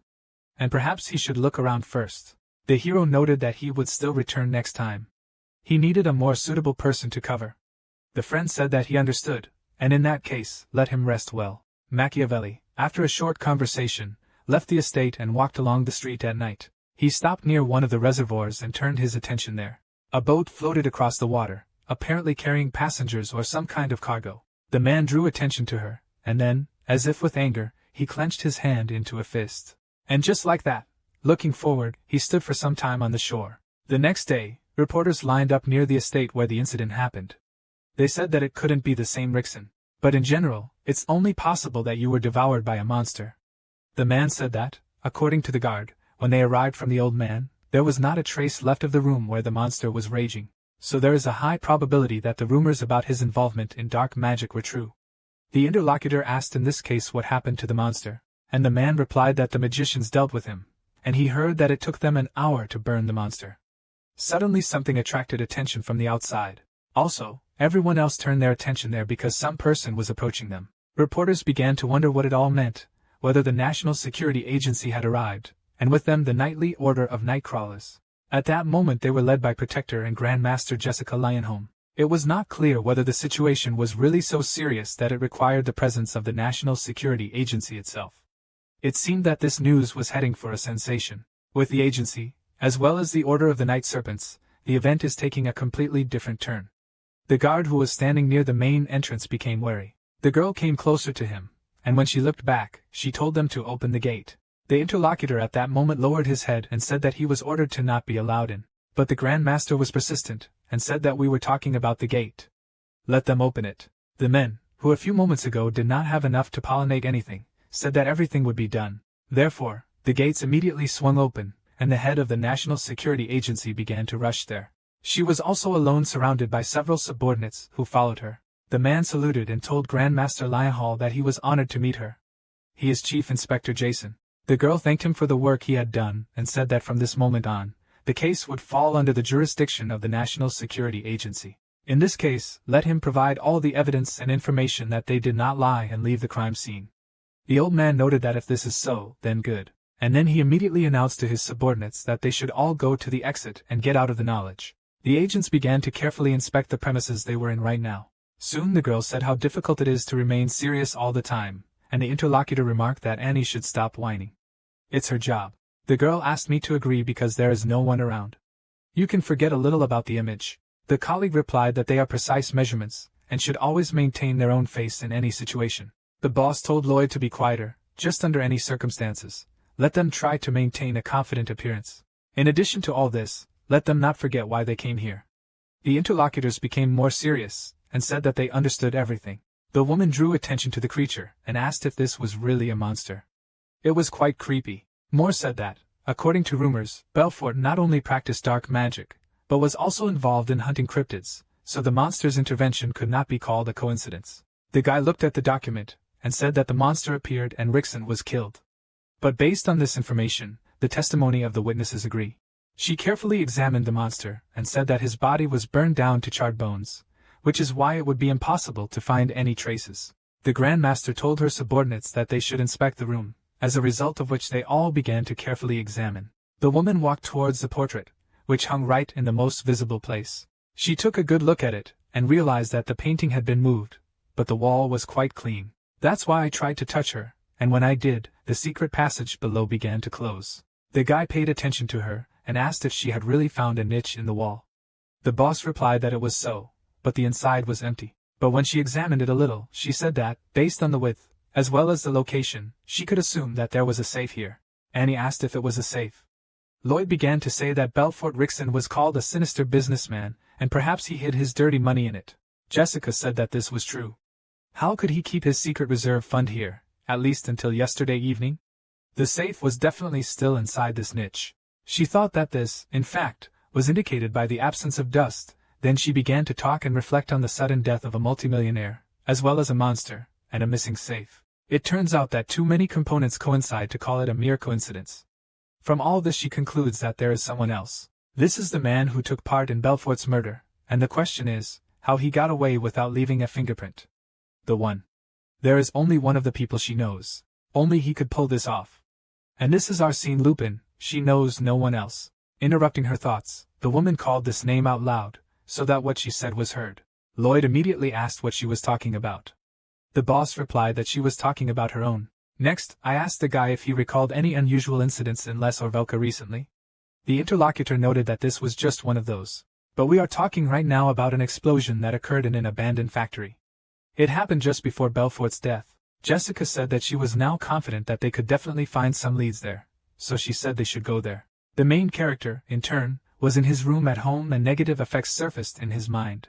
He felt a severe headache, as well as discomfort from his illness, and understood that this was bad, because these side effects would simply finish him off. The true magical power he had recently used required too much energy. If it weren't for these pills that he drinks, and they help him save magic, then he would be much worse. After a while he said that he finally felt better and let go of his head. Then he focused his gaze ahead and thought that at least he had burned all the werewolves in the laboratory, getting rid of the evidence. Now we can just forget about this situation. Although no, there is someone else he needs to deal with. And this is Adrian. After all, it turns out that he did not retreat until the very end, blocking his path. Machiavelli must have poorly controlled his emotions then. So in this case, this guy could have noticed something since he stood closest to him, and the professor immediately put the werewolves on fire. But just that very split second, which could be enough for him to see something that he shouldn't. The man at the head was only thinking about how everything would work out, because it was not a fact that Adrian would remain silent about this situation. If this happens, he will have no other choice. Machiavelli became very wary when he began to think about this, and wondered if he would really have to kill him. In order to calm himself and his nerves at least a little, he told himself that everything was fine. Then I remembered how I saw the situation from the outside and how this student tried to talk to the werewolf in order to come to an agreement with him. The guy really just wanted to give him medicine. And when the hero saw this, he immediately decided to act to prevent this from happening. Remembering this situation, it was even sadder for him to think about it, and it weighed heavily on his soul. The professor realized that in any case he could not act like this, because he could not kill the academy student, Theon, because it was too risky. In addition to all this, Adrian is a difficult student and is under the supervision of the rector herself. As a result, if something happens to him, he will immediately fall under suspicion. The man fell on the bed and decided that now he should focus on rest and healing of his wounds and not on these thoughts. What if he remembered that this same guy wrote that the action had one wandering swing taught in his special magical technique? So it was unclear whether the hero should perceive this as a strange coincidence. The head of the National Security Agency came to the factory. Immediately she said that everything was as she thought, but everything had burned to the ground. Lloyd noticed the situation, and noticed that it would not be easy to find something. The woman asked where the fire could have come from in this abandoned factory. Moreover, just before Belfort's death, the subordinates said it was possible that it was only officially considered abandoned, but in fact it continued to be used. The boss added that she also thought so. Otherwise, there definitely wouldn't have been a fire. Annie asked what if dark magicians or cryptids carried out their research here, but when they were caught, they got rid of the evidence. Jessica responded by saying that this is a completely logical assumption, and it remains to understand who prevented them. She thought that she knew about this incident. She did not think that she was important. It will also relate to their case. Maybe the arsonist didn't just want to start a fire, but did everything to get rid of evidence, or this is a common coincidence. Although there are too many factors pointing to all this, she asked Lloyd if there were any other unusual cases besides this. The guy replied, no, except for that fuss about the werewolf. But all this was quite recently, and he was discovered at Theon's academy. The head asked if it was her. The interlocutor replied, it was so, and according to reports he got out through the sewer. Jessica stated that the security there is weak, so she's not surprised, but that with the students, really no one was hurt. And what happened to the werewolf? The guy said that he injured 3 students, but one of the professors dealt with him. The woman noted that this was expected of the professor, but was the body identified? Lloyd said that this did not happen because the remains were not found as they were all burned to the ground. These words greatly attracted the woman, and she asked if they were really burned, and then turned her attention to both sides. She stood with a thoughtful look and subordinate, asked if she thought it was worth checking out the academy. Jessica stated that it was not necessary, because they would stay here and also try to find evidence. She received a positive response to this. The woman herself thought that there was a burnt factory, as well as a burned werewolf, but the similarities alone were not enough to connect these 2 cases. But if she finds out that the same person is behind him, she will regard this as a threat to the entire empire, which is why the Nightly Order of Night Snakes exists. In the audience, the children talked about whether it was true that Professor Roger hunted a werewolf. He was a military officer and also participated in catching cryptids. Someone said that this was incredible, and he immediately seemed like a strong man. Renee heard this and did not understand where she should sit, because there was not a single empty seat. More precisely, they are in the middle, but it's unlikely that anyone will want to move. For some reason, all the students began to avoid her. Suddenly, she noticed one place next to the passage. While she was trying to move away, the princess saw her, who greeted her and asked if everything was okay with her. The girl sat down and wished Adriana good morning. Although at that moment she did not understand why she was so unlucky. Because how dare a plebeian sit next to the princess? He also pretends that they are close, and at what point do they communicate so well? Renee thought of it as the thoughts of those sitting next to them, or those looking at them. And so they both thought about the situation that recently happened to the werewolf, from which Professor Roger saved them. The girl then asked the princess if everything would be all right with that person. The interlocutor replied that she should not worry because he was a professor at the academy. But if we talk about what she is doing here at such a late hour in general, Renee in turn hesitated, and then told everything. Adriana asked what she was saying. Did no one wake her up? It's not clear where this is good. She'll go right away and tell this librarian everything she thinks. The interlocutor said that there was no need to do this yesterday. It was her own fault that she dozed off, but that's why she too is not in the hostel at such a time. The aristocrat replied that she decided to make sure that all the students returned to their rooms. The little girl asked Her Highness if she was really doing this all alone.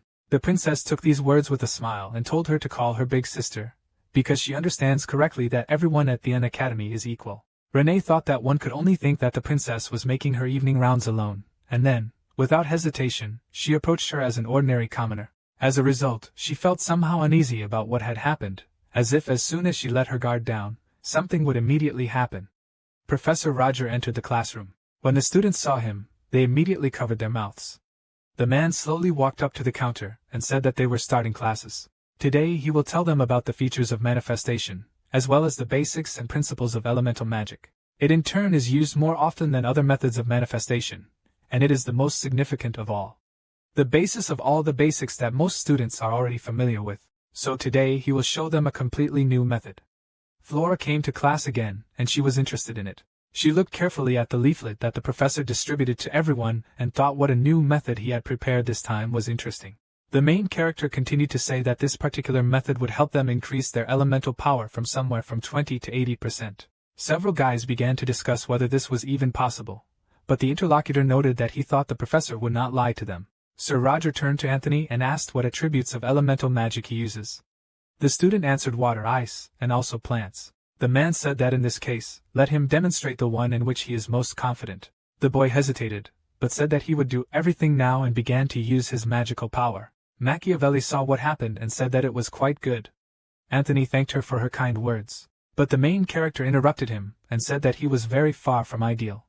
With these words, he turned a cheerful student into a sad one. Then he extended his hand forward and told everyone else to carefully monitor his actions. Literally a moment later, the very attribute he used appeared in his hand, and it was quite clearly visible. Everyone looked closely and saw a snowflake that created a beautiful pattern. Tracy was amazed and asked if he really did it using the same type of magic.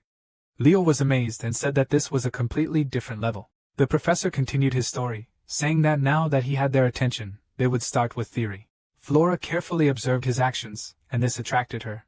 Sir Roger said that the history of the attributes of elemental magic was deeply rooted in the field of manifestation. This is why they used to be considered the original forms of magic, but are now just part of the spellcasting process. He created several attributes, and said that in front of them were the 4 main elements that started at all, compared to the 10 elements they use now. We can say that the previous ones in a series are too simple. Then I ask who knows what caused such a strong leap in their development. Anyone who, for example, the element of fire can give the correct answer. He will give 5 points. Someone said that it was not used to dispel darkness, but this was wrong. The girl said that with its help they burned and cleared forests, but this was superficial. A student nearby said that the fire tore humanity from the clutches of darkness, which inspired fear. The hero asked if he had accidentally thought of becoming a poet. Then the professor drew attention to his hand, and said that he was listening to Flora Lumos. The girl was reluctant to say that fire was used as a weapon against people to burn them. Machiavelli listened to her carefully, and said that this was a correct judgment. The students began a discussion and he said that we were talking about burning, drowning, and cutting. Wind currents were used as well as electric shocks, war and murder, which helped push magic to a new level. However, in cold times, fire served as a symbol of survival rather than destruction.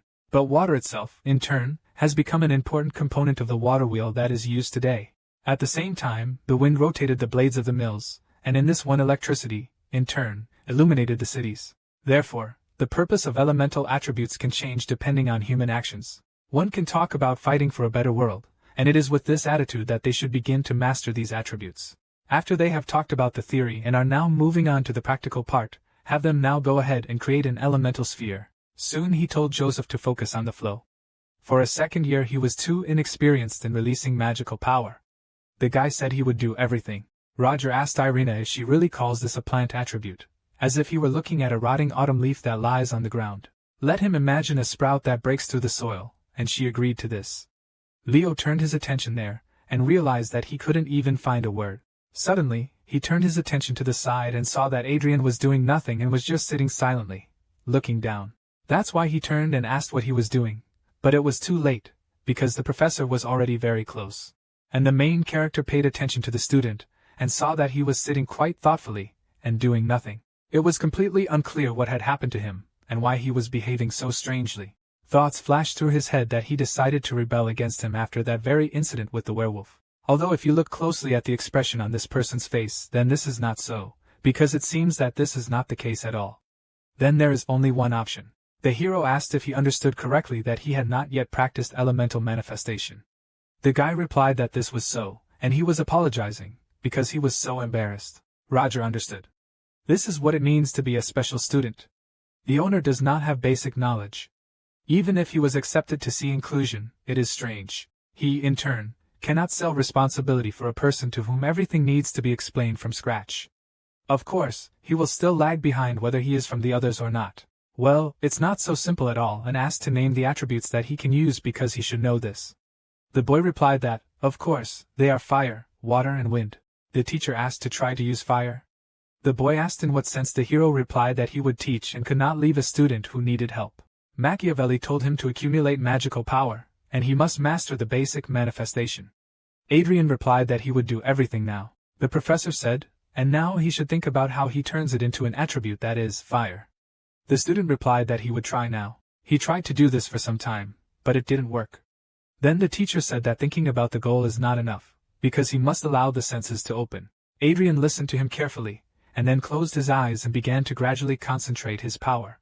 The hero told him to remember the brightest flame that he had seen in his life. When he does this, let him remember the shape, sound, smell of the touch and literally everything that he felt then. The guy immediately thought about the very situation that happened 8 years ago. All this happened during a snowstorm that was outside the window. There was a bitter smell of burning logs and charcoal, as well as the aroma of a fire stew. In addition to all this whining, his sisters and mother's grumbling, and also the smile of his father who returned home, the boy understood that there was little food then, and the cold wind was getting under the fabric of his worn clothes. That harsh winter, the fire flaring in the fireplace calmed him. As a result of these memories, Adrian felt that warmth, as if it were yesterday. After what happened, the hero said to keep it up. And the guy finally opened his eyes, and when he looked forward, he saw the fire that he had created with his own hands. He immediately thought with joy that he really got it all, this feeling that arose along with the moment from the past. The teacher was nearby and carefully looked at this attribute, and also said that he was great. It turns out that his flame warms and does not burn. His warmth is not capable of harm, and the man knows what he was thinking about. The student looked in surprise and thought, is it really possible to hear more than criticism from Professor Roger? Machiavelli continued to say that the fire in his hands is an attribute, the image of which he imagined in his head, but it is not a simple attribute at all. This power is the flame of his magical power.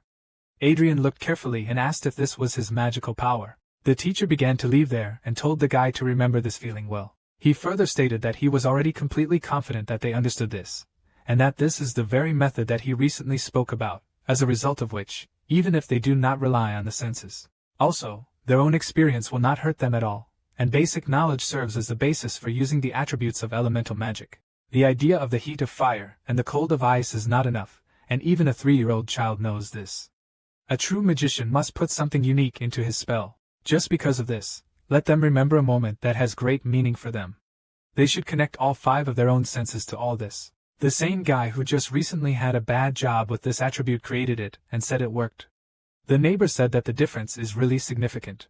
All the students immediately became inspired when they heard all this and began to use their attributes, enhancing them with their memories. Flora sat sad because she thought that she had learned all this a long time ago. Before that, of course, she thought that today she would learn something new. But it seemed she was mistaken. At the same time, it was completely unclear to her why the professor devoted so much time to some freshman, even praising him for simply demonstrating the attribute of magic. It was completely unclear to her where this man had gone, who had disgraced her on the very first day in front of the entire audience. She was not going to attract attention to herself, but everything was not easy. That's why she decided that they would watch him shower her with compliments. And now, she used her power and created an attribute. The neighbor drew attention to this technique and thought, is this really a superimposition of attributes that she is doing? Of course. The girl continued to do her technique and thought that if she added wind magic, she could create a whirlpool.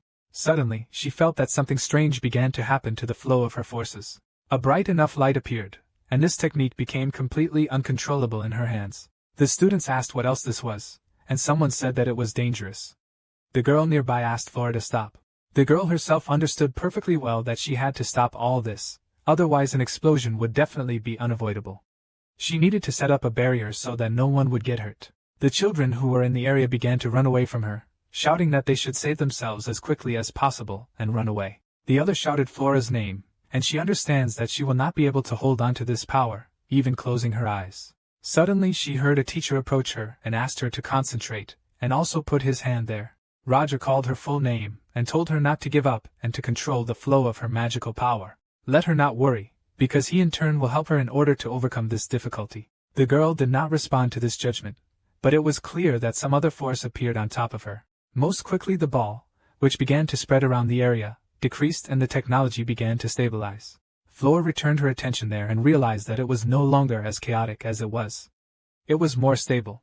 Machiavelli saw that she had relaxed and told her not to be distracted because they had not finished doing this yet. As a result, if she becomes right now, her magic will simply dissipate, so he asks if she is really satisfied with such an outcome. There was an awkward pause between them for a while, and they looked into each other's eyes. The girl didn't say anything, but continued to concentrate her energy, and also realized that he was right. After all, in any case, it turns out that she really should finish the job, so she looked down and concentrated even more. Flora thought that the glances that were directed at her all the time expressed the constant loss of power as well as jealousy. But she in turn did not pay attention and continued to move forward. Whatever it was, there was something that she could not bear. And that same factor was the cold gaze of her father, who looked at her quite contemptuously. For the girl, the situation was always quite sad, because she understood that he looked as if she did not exist. Long ago, the professor said that she would receive 10 penalty points.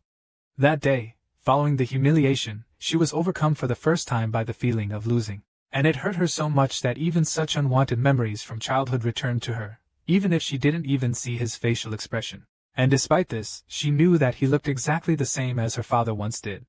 Lumos, in turn, never forget their offenders. So one day she would definitely fight with this man and win. Or at least that's what she thought shortly before. And right now she looked forward and realized that the magical waves were really stabilizing, a little more, and she would be able to do this.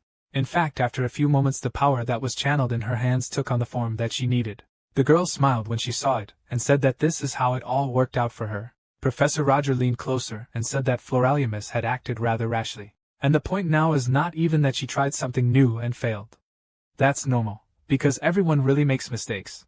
The main problem is that she put other students at risk. The girl released her gaze down, and said that she was very sorry. The teacher continued and said that this, not to mention the inept superposition of two elements. The interlocutor got angry and asked what he was saying. Machiavelli said that she was talking about mixing fire and ice. Making two opposite elements complement each other is a very difficult task. Flora said that this was true, but she did it, of course, and does not deny at all that she went too far in trying to add a third element. But as for the ice, as well as the mismatched flame, it turned out just perfect. The hero looked at her and said nothing. After a few moments, he extended his own hand and created a fire attribute as well as a flame that complemented each other. Soon these elements came together, and there was not even the slightest hint that they were rejecting one or another element. The student noticed this and understood what he was talking about, and the teacher continued his story, saying that she should understand this difference. As a result, we can say that she only managed to freeze the fire, and it looked quite beautiful. Indeed, he can say that one picture is not enough, and he does not understand what she intended to achieve with this. Did she really want to show off? Flora heard him scold her and closed her eyes, realizing that she really was to blame. The rest of the children were on the sidelines, and the party neighbor was worried about her condition. After a few moments, the professor used his attribute, which he combined in his hands and directed it upward. As a result, the same magic that was embodied in the sky began to transform into snow. It spread literally throughout the entire classroom, and students could easily touch it. Tracy extended her hand and asked in surprise if it was snow. Flora also looked up and thought that by using the ability of fire to cover long distances, as well as the coldness of ice, he had combined them into one spell. As a result, he used the same elements. He reworked them into something more practical, and she was a complete failure. A few moments later, the hero turned to a student, but did not say her name. She thought that now the teacher would shout, and the man said that he did not blame her for her lack of skill at all. The girl judged with her opinion, raised her head and asked what he was talking about. I also noticed his gaze, about which one could say that he was kinder rather than cold. Sir Roger said that she had a truly unique talent. Among guys her age, he had never met such a technically savvy wizard. But right now he can say that this is not about that. But about something more significant in his opinion. She was just playing for the audience. Then he touched her shoulder and said that he had no right to tell her what to do. But despite this, he still advised her to choose a different goal. And he asked her to do this only because it will be for her own good. The girl was very surprised by the product. How good it was and wondered if it was for her good. Soon the teacher turned to the other students and told the children to return to their seats. After that, he began to slowly walk down the stairs to take his workplace. Flora remembered the man's look and thought that in his eyes there was neither reproach nor mockery, but only sincere concern. This is the same feeling that was not even in the look of her own father. She touched her head and her neighbor on the desk asked how she was. The girl replied that everything was fine. She just had a headache due to using a large amount of mana, and also thought that it felt like she was about to faint. At the same time, she was wondering how the professor felt, because he spent much more energy than she did. The hero in turn walked quite slowly and felt really strong pain in his head. At that moment, he thought that taking a pill before class would be very useful, because his head was about to explode. I also thought that Flora was able to not only combine the elements, but also complete a top-level spell of 3 elements. Machiavelli remembers how at one time the teacher also scolded him severely after such an outburst. But was the man too strict? He hopes that his words did not hurt her. But even if so, she will definitely cope with it and listen to his advice, because these were not empty words. As he thought about it, he continued to walk forward towards his workplace. Then he turned towards the students and thought that there were no weaklings among them. Madam Rector in turn mentioned that this year many talented children entered the academy, so this is the so-called golden generation. While he was thinking about this, his attention was caught by one of the students who was on the side. The man asked if there was something wrong with Renee. She hesitated a little and continued to try to manifest her element. Professor Roger said that she is unable to manifest an elemental attribute, or rather, it basically does not exist at all. The girl noticed that this was indeed the case. The teacher told the others that the lesson was over for today. And as an assignment, he asked them to repeat everything they had learned today. But the interlocutor who was next to him told her to follow him into the office. Renee and her neighbor looked at him in surprise and did not understand what was happening. But she couldn't refuse it, so she followed there after a while. The man was also in the office and asked him to wait here for a while, to which she agreed. After that, I thought about it. Then she actually called her because he really wanted to conduct a personal survey. Or maybe he was going to kick her out. This is exactly the case. How can a client who is unable to demonstrate elemental magic be eligible to attend spell theory and practice classes? But at the same time, she really wants to continue going to the professor's lectures. And suddenly she noticed that he took out some kind of document. The student was horrified and wondered if this was a statement for a transfer to another teacher. She knew that he still wanted to refuse her. The professor turned to her, but she did not listen to him, and said that she would try and do everything. She just begs for forgiveness, if only she does not forbid him to go to his classes. The main character, in turn, handed her the book and asked what she was talking about. Renee asked if this was really not a statement of translation. The man replied that she stopped talking nonsense, and took this book because he was already tired of holding it. The student took it and told the professor that this is what she thinks. The man said that it would be for her to master on her own, and she would study from it. After she masters it, a new path into the world of magic will open before her. On the cover it was written that this is not elemental magic. The girl asked where he got it from. The interlocutor noted that he knew one person, and this book was the result of her many years of research. Renee said, it means that there are other wizards who control non-elemental magic. But what is this person doing now? The hero replied that she had already left this world. The interlocutor only sighed sadly because of this, and realized that this was a sore subject for him. At the same time, she drew attention to his gaze, which was now downcast and very thoughtful, so that it was clear that that person was dear to him. The student asked if this meant that she would not be able to study other types of magic. The hero replied that this was so. Did it really upset her? The girl said that she really wanted to master elemental magic. The professor asked what she thought about a person who could only work with one element. Renee said that she thought he was probably mediocre, but the teacher replied that this was not so. Magicians who were able to practice only one element were incredibly talented. All this lies in the area of this particular element. They in turn can influence a natural phenomenon. That's why they are professionals in their field. The girl noticed that this is what it means. The interlocutor noted that this is how she should now tell him what thoughts she has about non-elemental magic. The student hesitated for a moment, and then said that it didn't involve using elements, so it was weird. Roger took a cup of tea and said that in fact this has not yet been proven. The 10th element, or rather the element of metal, is considered part of the element of earth. That's why she shouldn't worry, because the world and magic will not stop, but they change after each other. First, let her read the book, and this is her homework. After some time the girl left, and the man thought that it was quite unexpected to meet a student practicing non-elemental magic. However, she had this reasonable look. He had the opportunity to look into the eyes of a person who knows how to distinguish good from evil. Although she is still at the very beginning of her journey, and does not realize all this. The book he gave to this girl finally found its next owner, and it seems like it was fate. After some time, life at the academy was normal and students went to classes and professors taught. At the same time, Adrian practiced his magic using his own element. He paid attention to it, and thought that even if he was almost finished, this technique that Professor Roger showed him turned out to be very useful. At the same time, when he used the mafia, there was kindness in his gaze, as well as wisdom, so it was probably in vain that he doubted him before. Of course it cannot be that a person who loves magic turns out to be some kind of villain. The guy turned his attention to his comrades first, and then looked at the group of students that had gathered near one of the guys. But it was not clear who he was and why so many guys crowded around him. This man must be popular in Thien. Suddenly, another person approached from the side and asked who they were. It was a recent acquaintance who said, "Could it be Adrian, a student who is unable to materialize his own element? It turns out that he is quite arrogant since he is still wrong here." Leo got angry and said that he was a scoundrel. If he continued in the same spirit, he would feel bad. But the guy calmed him down, and said that he would talk to him himself. He told Jackson that he had no idea what irritated him so much about him. But he asked for forgiveness.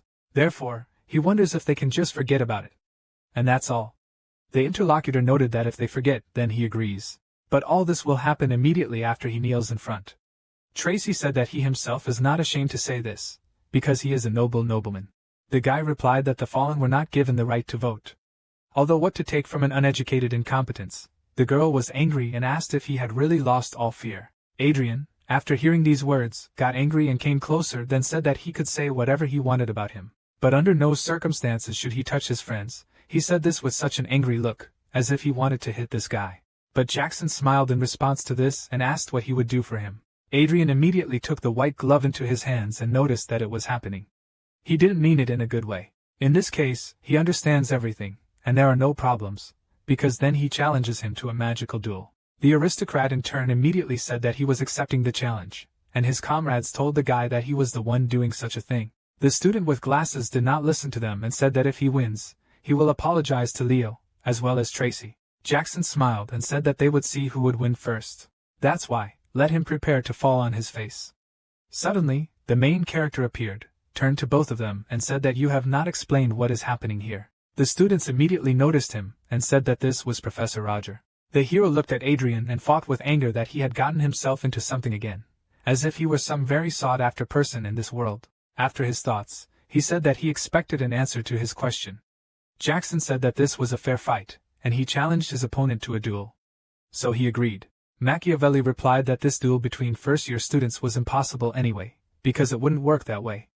The student asked whether this general thing had become prohibited. The professor was surprised by what this man was saying and wondered what was wrong with this guy in general. A few moments later, he turned his gaze to the other side and saw a lot of people hanging around one of the guys.